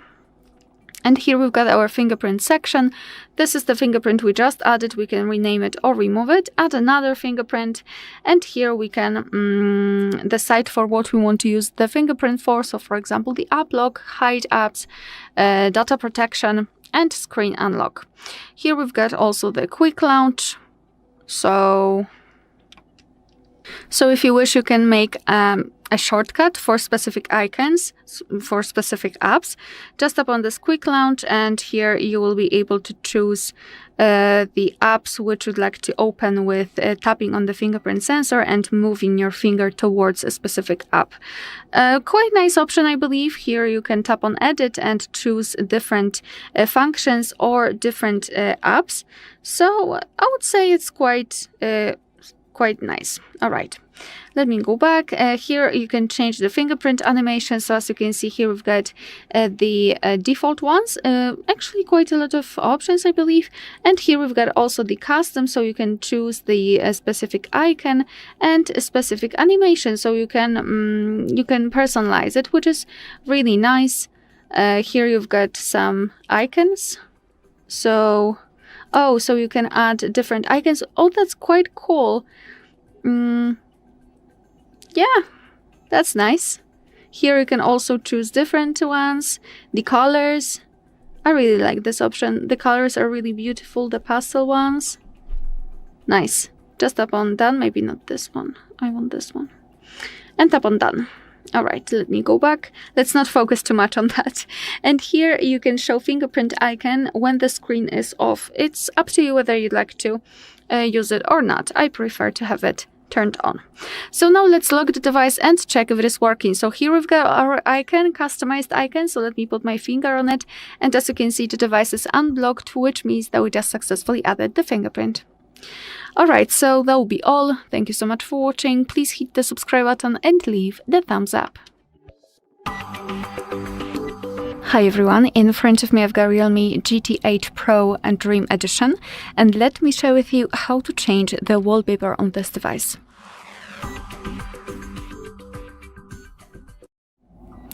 So let's begin with opening the settings, and here we have to scroll and find home screen, lock screen and style. I'd like to focus on the Flux themes, which are right here, but before I'd like to show you how to change solely the wallpaper, which are pre-installed here. So as you can see, simply scroll down a little bit and tap on wallpapers. So now we will be transferred to the full list of pre-installed wallpapers from which we can choose. Here we've got different albums, so for example interactive ones, some static wallpapers, not all papers, etc. And at the top you've got also the option choose from album, so you can enter your own photos and set your photo as a wallpaper. Moreover, here you can scroll down and tap on more wallpapers, and you will be transferred to the themes where you can choose something from online wallpapers which are free of charge, so you can freely download them. However, you will need to log into the account, the Realme account, so be aware. Another thing which you can change, another place in which you can change the wallpaper is here. Simply tap on all Flux themes, and here you will be transferred to those which are available with themes, but the wallpapers which are available in the themes are not available in the previous section. So I highly recommend checking those, because maybe you would like to change the not only the wallpaper but also the theme, because here we've got beautiful options from which we can choose. They are really not only creative but also interesting. For example, those furry friends, come on, this calf here or cat, they're great. Here you can also check online themes, but again you will need to sign in, or you can show past collections which are again free of charge, and you can choose something from those options. Look at them, they are beautiful. All right, so let me maybe pick this cat. So just tap on the specific theme, and as you can see, now we can see the lock screen and the home screen. I will quickly show you also the customization of the lock screen. Here you've got the option depth, which is really nice, because as you can see right now, this cat is before, in front of the screen, and behind it we've got this brilliant text, but after turning off the depth option, the text will be at the top. But now after turning it on again, it will hide behind the cat, which is cool. Here you've got also the style, so you can choose, for example, those effects. You can use them if you wish. I don't think I am I don't think I am the biggest fan. So just let me set it on original. You can blur it here if you wish, and you can swipe to the home screen. So here we've got another option which we can use because we've got system colors.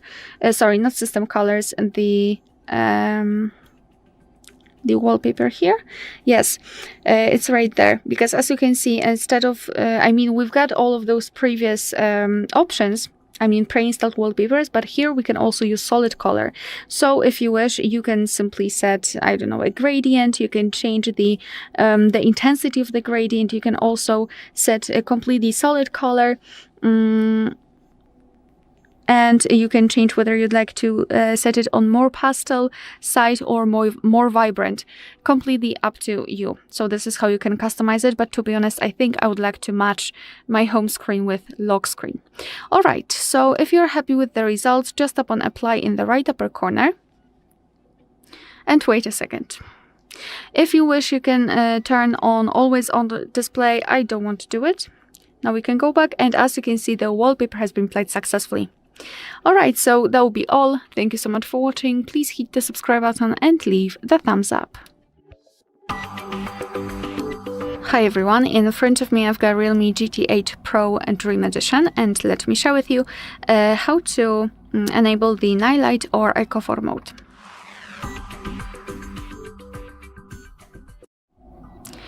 So let's start with opening the settings. And here we have to scroll and find display and brightness. Then let's scroll down and localize the option eye comfort and sleep. So here we've got different options, and let me ignore the sleep, health and bedtime mode only because it is more automatic option, so there is nothing to adjust here, and I wanted to show you how to customize the eye comfort. Here you've got also the AI eye comfort, and basically it detects your eye fatigue.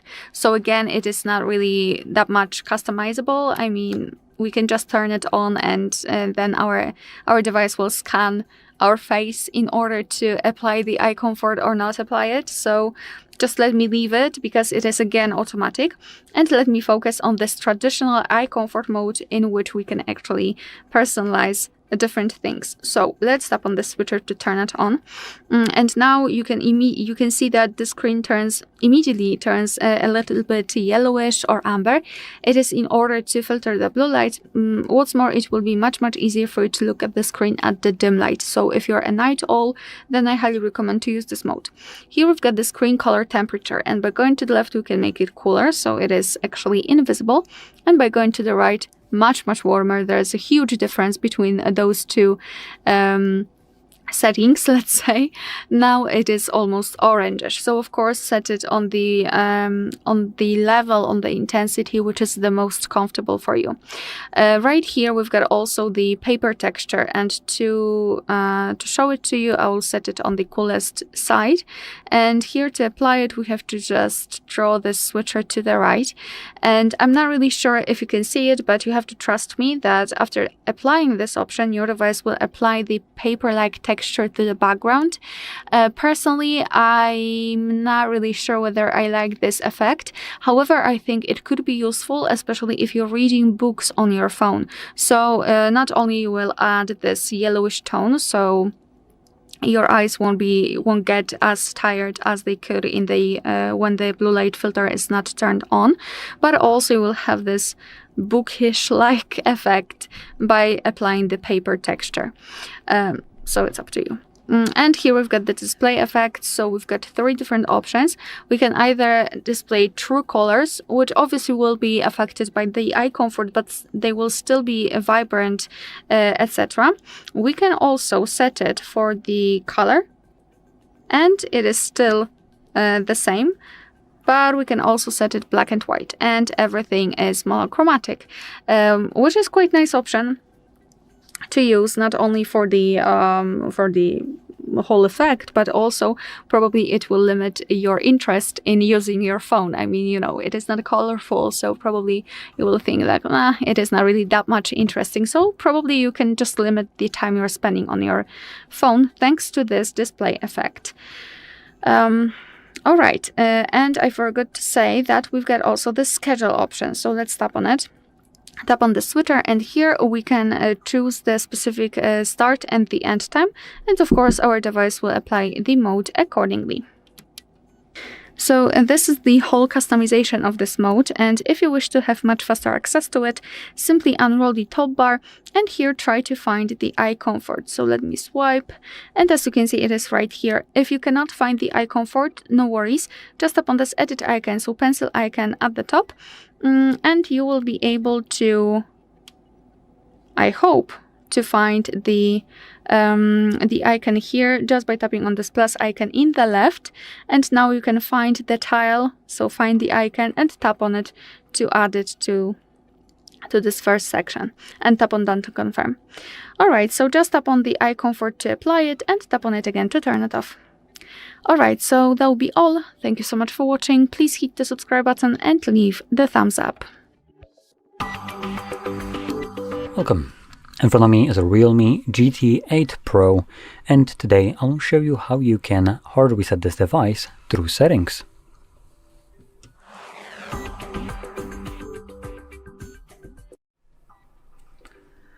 So, to get started, you will want to open up your settings, and in here we're going to navigate to the bottom of the list to System and Update, and in here you'll find closer to the bottom option called Backup and Reset. When you click on this, it lets you first backup and migrate your device. Now you might want to maybe utilize that if you plan to switch to another device maybe, or if you just want to retain the data. If you don't care, you can go through Reset Phone at the bottom. Now clicking right here, we do have two different ways of going about it. So we have the clone phone option and local backup, so backup data to or restore data from a local storage device. Now, just to explain both of those so you're aware of them, both of these are actually really good. So I want to give props to Realme for very solid choices. So Clone Phone is basically an application that comes already preloaded on this device, and if you're planning to move over data from this phone to a new one, then this kind of option doesn't really apply to you, to be honest.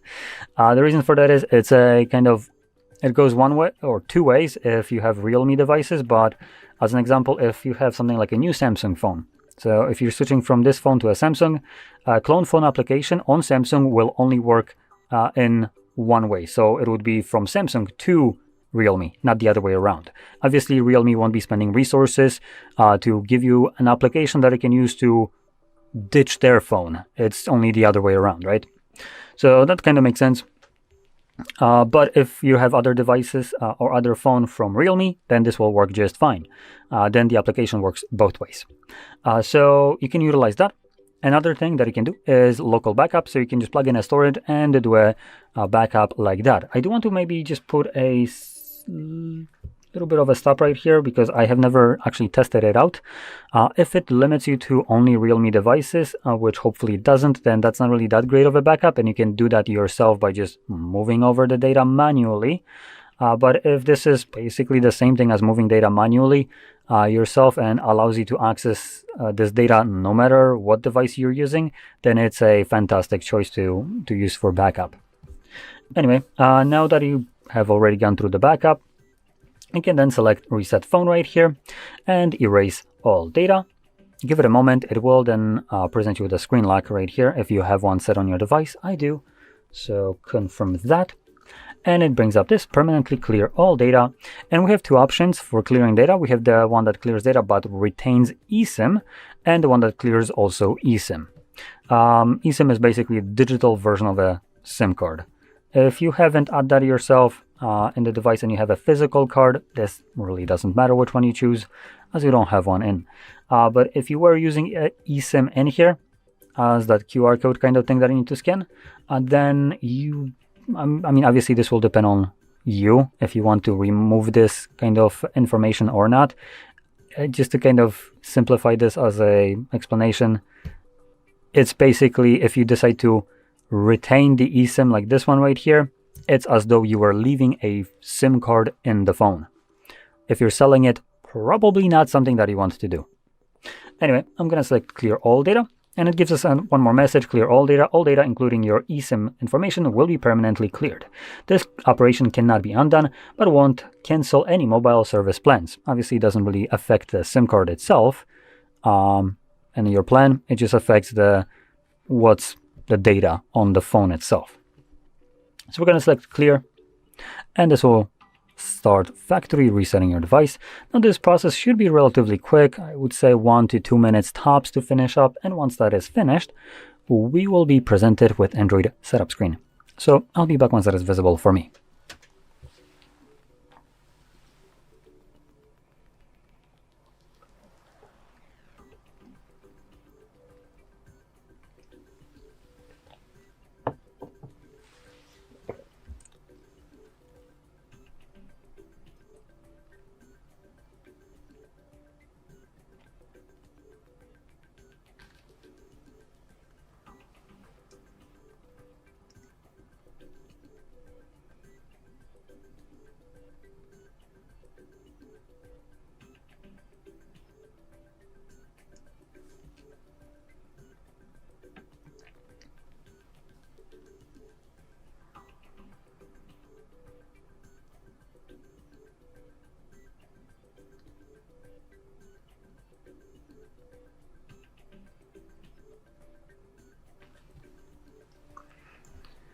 And as you can see, the process is now finished, and you can set up your device however you like. So if you found this very helpful, don't forget to hit like, subscribe, and thanks for watching.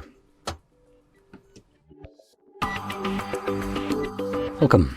In front of me is a Realme GT8 Pro, and today I'll show you how you can import contacts from a SIM card to the device.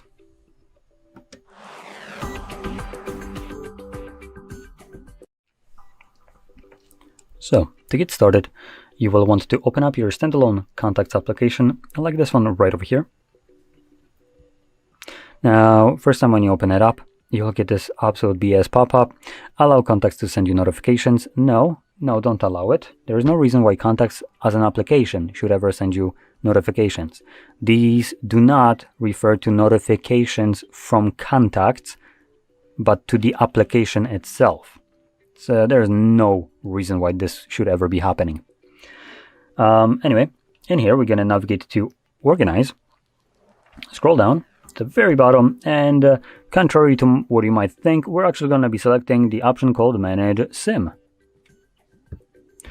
This will then display all the contacts that are located on your SIM card. Now, by default, Google, being the creepy mother effers, tries to obviously steal the personal information of other people without their permission. Go figure. Why would you ask for permission, right? So they're automatically going to select your Google account right here. But you can tap on a drop-down menu, at least in this version of the application. In some, it's a little bit more hidden. But we're going to change it to the device. And you can also see that all these contacts become selected from previously being deselected and grayed out. And the reason they were like that is because all these contacts existed on the Google account already. But on the device, there is not a single one, so I can import these contacts. These are technically two separate locations, and the device, or the application, as in Contacts app, is just kind of stopping you from importing duplicate contacts. Now, I also want to point out I'm not being hypocritical right here. Even though these contacts exist on a Google account, none of them are, let's just say, actual contacts. These are like the garbage things that come with every SIM card, like check your balance of your SIM, your number, and call me. So these are either related to this SIM card itself or just some BS kind of services with it. So anyway, obviously you can deselect contacts that you don't want from here and click on Import. Now, the reason I am kind of telling you to import it to the device is because, let's just go back to our contacts list right here and take a look at these. So we're going to navigate to just contacts on the device. So these are the ones that I've imported. Now, if we click on one of them and select to edit it, and one on a device, you can see that these contacts contain a shitload of information like first, last name, middle name, company, phone numbers, which can add multiple of, for instance, different mobile numbers or home, work, whatever else, as well as email addresses, date of birth, even addresses, along with some other labels, notes, and odd fields. Now, this is just for a single contact of a person that never consented to have their data stolen by Google. Now, I'm a firm believer that if Google wants to yoink data of other people and sell it so they can make profit, the person that they're stealing this fucking data of should see a monetary gain from it. After all, it's being sold for monetary gain, so if that person isn't consenting, sure shit should be seeing some kind of money for it. So that's why I recommend importing it to the device itself instead of the Google. And in general, I don't recommend importing contacts to Google. The benefit of having these contacts appear on every device is such a benign kind of reason for it to be done that it's beyond my understanding here why it's so prominent. Considering you can always create a VCF file and move over that file to other devices and basically have all these contacts imported easily, along with all of these informations. As these contacts, at least when they're on the SIM, you can see don't have as many informations available to you. So when you create a VCF file, it allows you to create a copy of the entire phone book list, along with everything like photos that you have added to contacts and all these other information, and then just restore it on other devices and also have an actual backup of it. One more thing that you sometimes might experience when you're importing your contacts is a pop-up once you imported them asking you to delete the contacts from the SIM card. Don't. There is no reason why you should do that. The BS bullshit that they're kind of giving you to clear up storage on your SIM is the most moronic bullshit I have ever heard. As SIM card as a storage itself is only utilized for contacts. So what am I clearing the storage for exactly? So don't delete them, keep them. That's going to be a better way. It's obviously much better to have a hard physical copy of the contacts, which would be stored on your SIM card that can move between phones, and no matter what happens to this device, you can just pop out the SIM card, pop it into another device, and boom, you get contacts, at least the name of it and the number stored there without any kind of problem. So anyway, that's about it. I hope you found this very helpful, and if you did, don't forget to hit like, subscribe, and thanks for watching. Welcome. In front of me is a Realme GT8 Pro, and today I'll show you how you can enable power saving mode on this phone.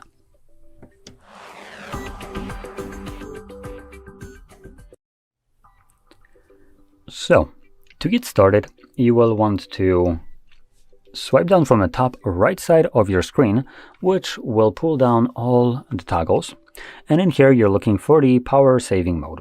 Now for me it is visible on the first page right over here, but we have number one multiple pages, and number two, if you don't see this toggle anywhere, you can actually add it, which you would do so by clicking right here on this pencil and then clicking on the plus button right here and finding the power saving mode somewhere here in the toggles that are turned off. Now I do want to look if there is also this option, super power saving mode. I'm going to add this as this is a different version of power saving mode, which I do want to showcase for selected few people that might occasionally find use for it. Now from here we're just going to click on done. This basically retains the toggle. So let's start off with normal power saving mode. So it's right here. You can just tap on it to turn it on. It gets us this pop-up, turn on power saving mode. Battery life will be extended, but system performance will be reduced and some functions will be disabled. Now the box right here is checked for not showing this pop-up ever again, which is good. And when you enable it, you can see it changes the color of the battery right here just to indicate that it is right now running. Now, one of the things that it will do, which isn't necessarily explained too well right here, is it turns off Wi-Fi and mobile data when you're not using the device. So when you lock it like so, it will go, you could consider this a sleep mode, and at such a point it disconnects from Wi-Fi and mobile data. Now, I don't know which one will be here, which version of it, because there are two usually. There's either your device won't connect to network at all till it's in this kind of state, or it's going to be connecting every like 10 or 20 minutes just so it can see if it's missing any kind of notifications. Because without internet, things like, for instance, Facebook, Messengers, WhatsApp, and so on, just won't be getting any notifications because that is going through internet. And without such a connection, you won't be getting anything because the application doesn't know it's missing some kind of messages.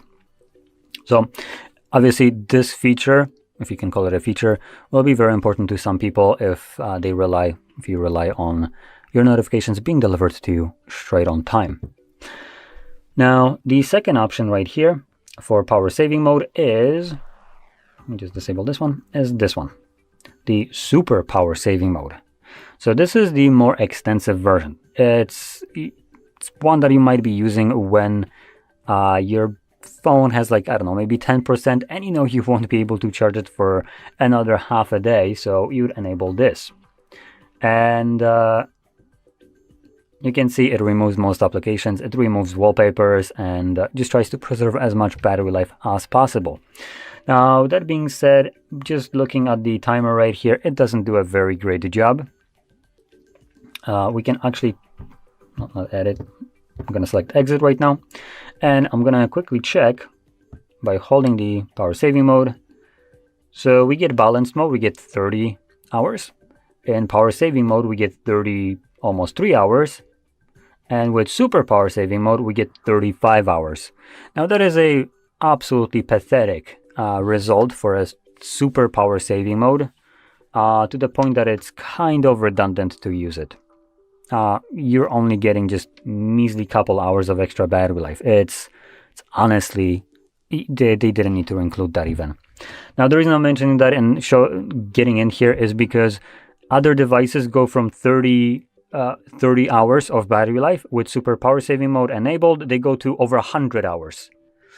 Yeah, we're not getting much of a battery saver here from any of these modes, to be honest. The increase of measly 5 hours from normal to super power saving mode is an absolute embarrassment. So if you actually want to extend your battery life a little bit better than what these absolute jokes of modes do, then what I recommend doing is turning down your brightness. That one will consume the most amount of battery, but that will only impact your phone when you're using it, so like right now. But by going from like max brightness to half, you're basically like probably extending your battery by like 30-40% or so. So that is a decent amount of battery just for the change in brightness and nothing else.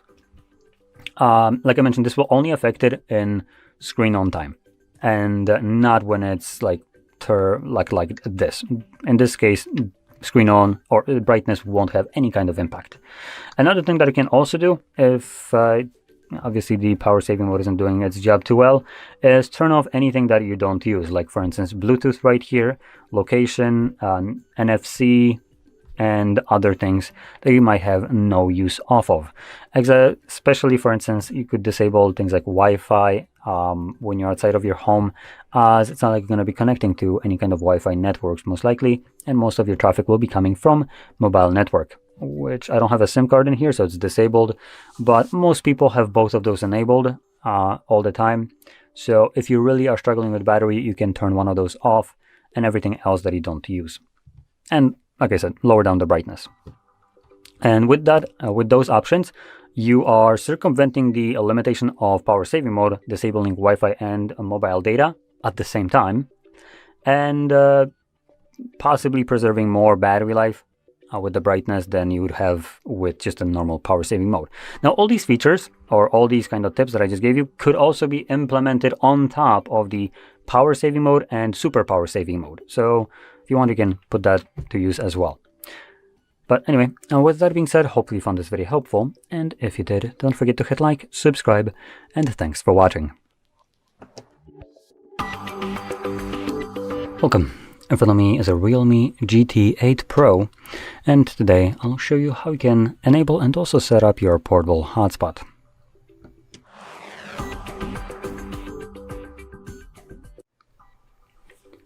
So, to get started, you will want to swipe down from the top right side of the screen like this. And this will show you all the toggles right here. Now you're looking for the hotspot toggle, which I believe should be added by default, and it looks like it is. It's right here for me. But if you can't find it on any of the pages, you can click right here on this pencil, then click on the plus, and find your toggle somewhere here. Once you do, you just tap on it, it gets added, click on done, and you should have access to it in the list right here. Anyway, once you see it right here, first time around, I recommend holding it in this list and then selecting more settings and navigating to hotspot settings and just changing the password.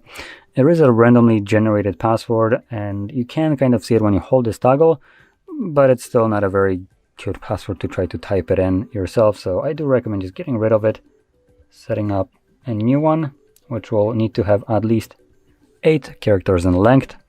It can be super simple like it is for me, but so is my memory, so it matches well. And the name of the hotspot will always be the name of the device, but you can change it if you want to. Now below that we have also things like AP band, and we have choice between 2.4 and 5 gigahertz. Now if you don't know what this is, just a little quick kind of explanation. For the most part, majority of people will most likely want to use the 2.4. It's the one that is going to be utilized by literally every device that has Wi-Fi connectivity, and it's kind of a positive of it. The downside is it's going to be a little bit slower compared to the 5 gigahertz one, and on top of that, it might struggle a little bit more in densely populated areas, maybe something like New York City. If you encounter that your hotspot just, I don't know, you can't connect to it, or you have some kind of problems with it, that it continuously disconnects or just works like crap, this could be because the network or 2.4 gigahertz line is super like filled with all kinds of different network signals, so it just struggles to maintain this specific one of yours. And in this case you might want to switch to 5 gigahertz, which it says it's faster, but that will basically solve your problem with densely populated areas, or hopefully it will. Now the downside here of the 5 gigahertz is that only newer devices will support it, ones that actually have Wi-Fi 6, like this right here, which Wi-Fi 6, ironically named, is actually the 5 gigahertz Wi-Fi. So if you have Wi-Fi 6, you should be good to go. I connect to it. Now if you don't know, easy way to check it is when you enable the 5 gigahertz and you turn it on, and the said other device that you're trying to connect to this hotspot with does not see this this network, doesn't show up in the list, that probably means that it doesn't support it. As devices that don't support it just simply don't see the network at all. Now like I said, for most people the 2.4 will be better option, as it's just more versatile. Every device supports it, and the benefits of having a faster network and all that crap is kind of marketing jazz. You're relying on a mobile network, and most likely your mobile network isn't anywhere near the ability to cap 2.4 gigahertz network speeds. So the faster network basically means absolutely F all, as you're most certainly going to be more capped by the mobile network that you're receiving, the speed of it, and latency of it. Meaning that Wi-Fi, like the 5 gigahertz one, has no benefits in the speed aspect. And for probably some decent amount of time, you will be capped by mobile networks and how fast they are.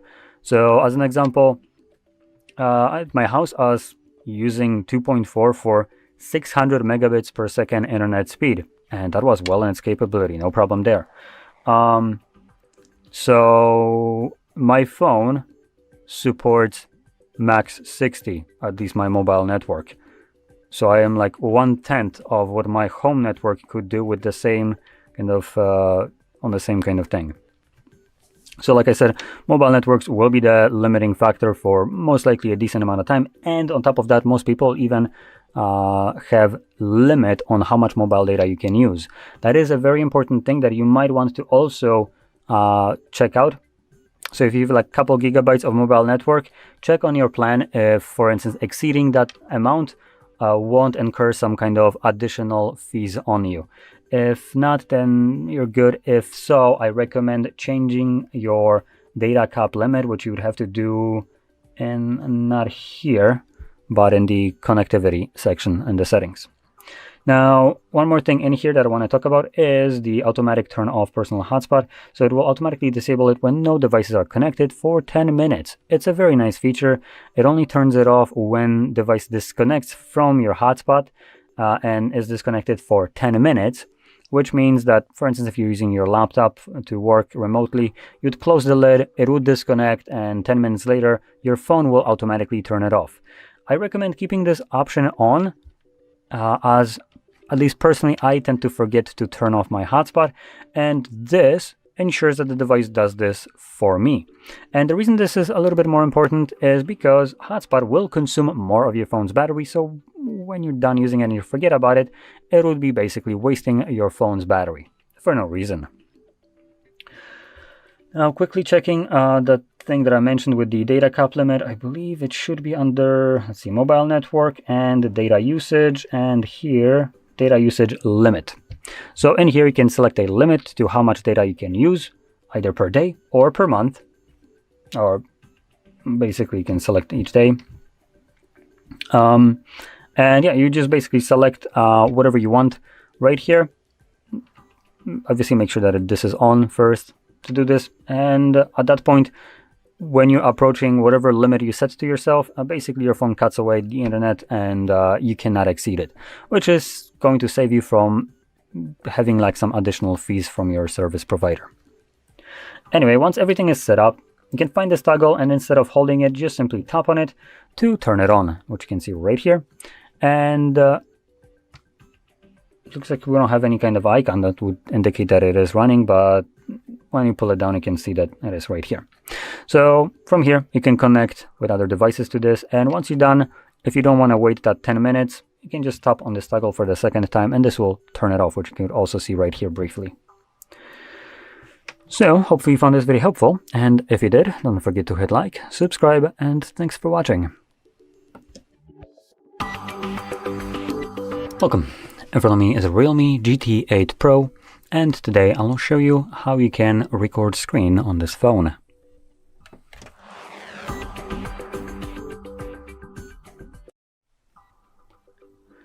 So to get started, you will want to swipe down from the top right side of your screen, which will bring down your toggles.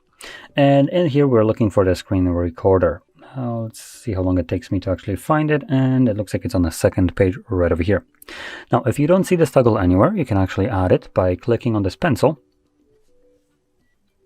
And we're going to select plus right here. And you can see now we have all the toggles visible. So any one of them that is a little bit brighter compared to the other ones, those are the ones that are not added. So when you find obviously the screen recorder, you just tap on it, you can see it gets added, and from here click on done, and you can see we now have additional toggle added. Anyway, once you see it first time around in this panel, you want to hold it, and we can select more settings, and this will take you obviously to the settings. Now in here I recommend going straight to the definition, which is abominably low, being set to medium at 8 megabits at 720p. This isn't the start of 2000s, so let's adjust that to high at least, or custom, which allows us to set, well, basically high settings. Okay, well, so it's still abominably shitty right here, but I guess high or custom at max is the same thing, so it doesn't really matter. This is anyways what you would probably want to set anyway. You could technically push the bitrate a little bit higher, from 16 to maybe 24, to have a bit more crisp image, but 16 should be good enough. Though for a device like this, with a Snapdragon 8 Gen 5, good enough is not what I consider acceptable. I want the effing best. Come on. Anyway, unfortunately, the effing best right here is not a possibility, so we need to settle, apparently. So anyway, below that we have frame rate, and here I recommend changing it to 60. Again, we have a couple options. We have 60, 30, and then dynamic automatically adjusts the frame rate up to 144 Hz. You can utilize this if you want to. I don't know how well this actually works and like how the variable refresh rate will be recorded, to be completely honest. But in general, if you're planning to record something that you're going to be posting to YouTube, you can just stick to 60. This is what YouTube caps at anyway, so anything above that is just lost. And in general, 60 is basically the sweet spot. So that's what I'm going to be selecting. And we have some other things in here that I can just go through, customize them. But these that I talked about were almost the most important options. One last thing that I want to talk about is the sound right here, which I believe will show up again when we try to record, but it's the options for you to record system and microphone sounds. And you can toggle both of them, only one or none, however you like. So anyway, let's close this up. Let's find the toggle now and simply tap on it. First time around, when you try to record, it gets you the little allow page to allow screen recorder to record audio. We're going to select while using the app and get started. And like I said, we have the sound settings here as well. Now these will show up every single time you try to record. Click on start recording and you can see it's now actually recording. Now from here, I'm going to open up the first best thing that comes to, that just kind of shows up right here, which is Netflix. Hey, you abominable garbage. Let's go. Seriously, I don't have internet connection? Okay. So I'm going to just kind of do this, pause, move it off the screen, and I will obviously not miss an opportunity to completely take a steaming pile of shit all over Netflix. So let's just sign into a network.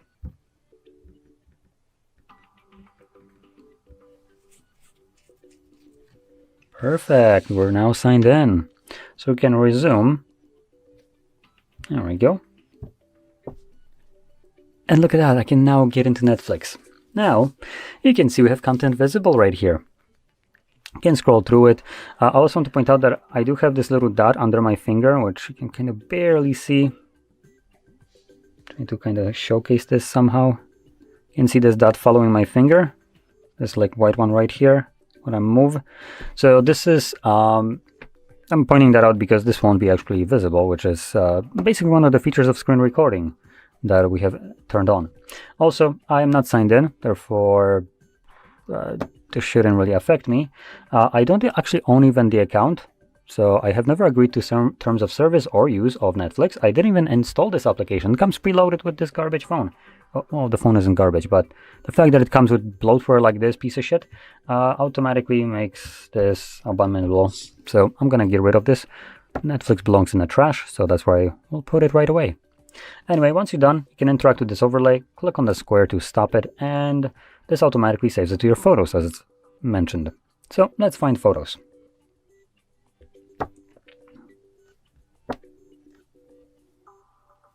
Can you just like piss off? There we go. Now, in this photos application, let me check if there's a different one. Oh, we do have the other photos. So, you know what, I'm going to use this one. The reason I'm going to be using this one is because this has a little bit of a different kind of organization of photos, and you can see screen recordings are visible right here. Additionally, if we navigate to albums, we can navigate to screenshots, and screenshots also contain screen recordings. I find it that most third-party gallery applications are better than the default Google one. So anyway, we can just view it from here. And it's already playing. So the reason I picked on Netflix and picked it is because or at least phones have this feature to basically protect the privacy and security of the user. Now you have abominable dog shit like Netflix that uses this to not protect you, but actually, in my opinion, do the exact opposite of it. It's your phone. You should have full control over it, what is being done to it. Now, I don't own an account. I never gave permission, nor did this piece of shit ever ask me for permission to do whatever it wants. So, because it doesn't give two shits about my personal property, why should I give two fucks about it? So, for people that actually want to get something that is cheaper, basically free, to Netflix, I recommend checking out CloudStream, like this one right here. Let's open it up, and you can see we have a bunch of crap right here. And once you add a repository, which I'm using SoraStream Lite, or just SoraStream, you can see when we start scrolling down, we have basically Netflix shows right here, Amazon shows, Disney shows, Hulu shows, Apple TV, HBO, Paramount, Peacock, and so on. And it might not work perfectly, but if you're going to try to open it up a couple times, it's finally going to load it, and it works much better than Netflix just because it's free. And also, it doesn't prevent me from doing what I want with my device without my permission. That last part is the reason why I'm showing this, because I just hate shit like this that just kind of decides to ignore that this is my phone and treats it as its own property. Just because it came pre-installed on the phone doesn't excuse its creepy behavior right here. So just delete this piece of shit and substitute it with something else. And as you've seen right here throughout the video, what you get is just a straight up black screen. Not even the little finger input was visible on here. So just to give you also an alternative why this feature even exists for privacy and security when this clearly isn't such a case, is for instance when you're using something like a bank application. When you open up a bank application and you would have some kind of malware on your phone that would basically be able to see the screen, similar to how Screen Recorder does this, when you're putting in your PINs to your bank, obviously they could see that. Bank applications use this, so obviously in such a case this wouldn't work, they can't see it, and that's good for you, for your privacy and security, obviously. So in such a cases, obviously this is a very beneficial feature, but in cases like Netflix, it's most certainly not. So anyway, I hope you found this video helpful, and if you did, don't forget to hit like, subscribe, and thanks for watching.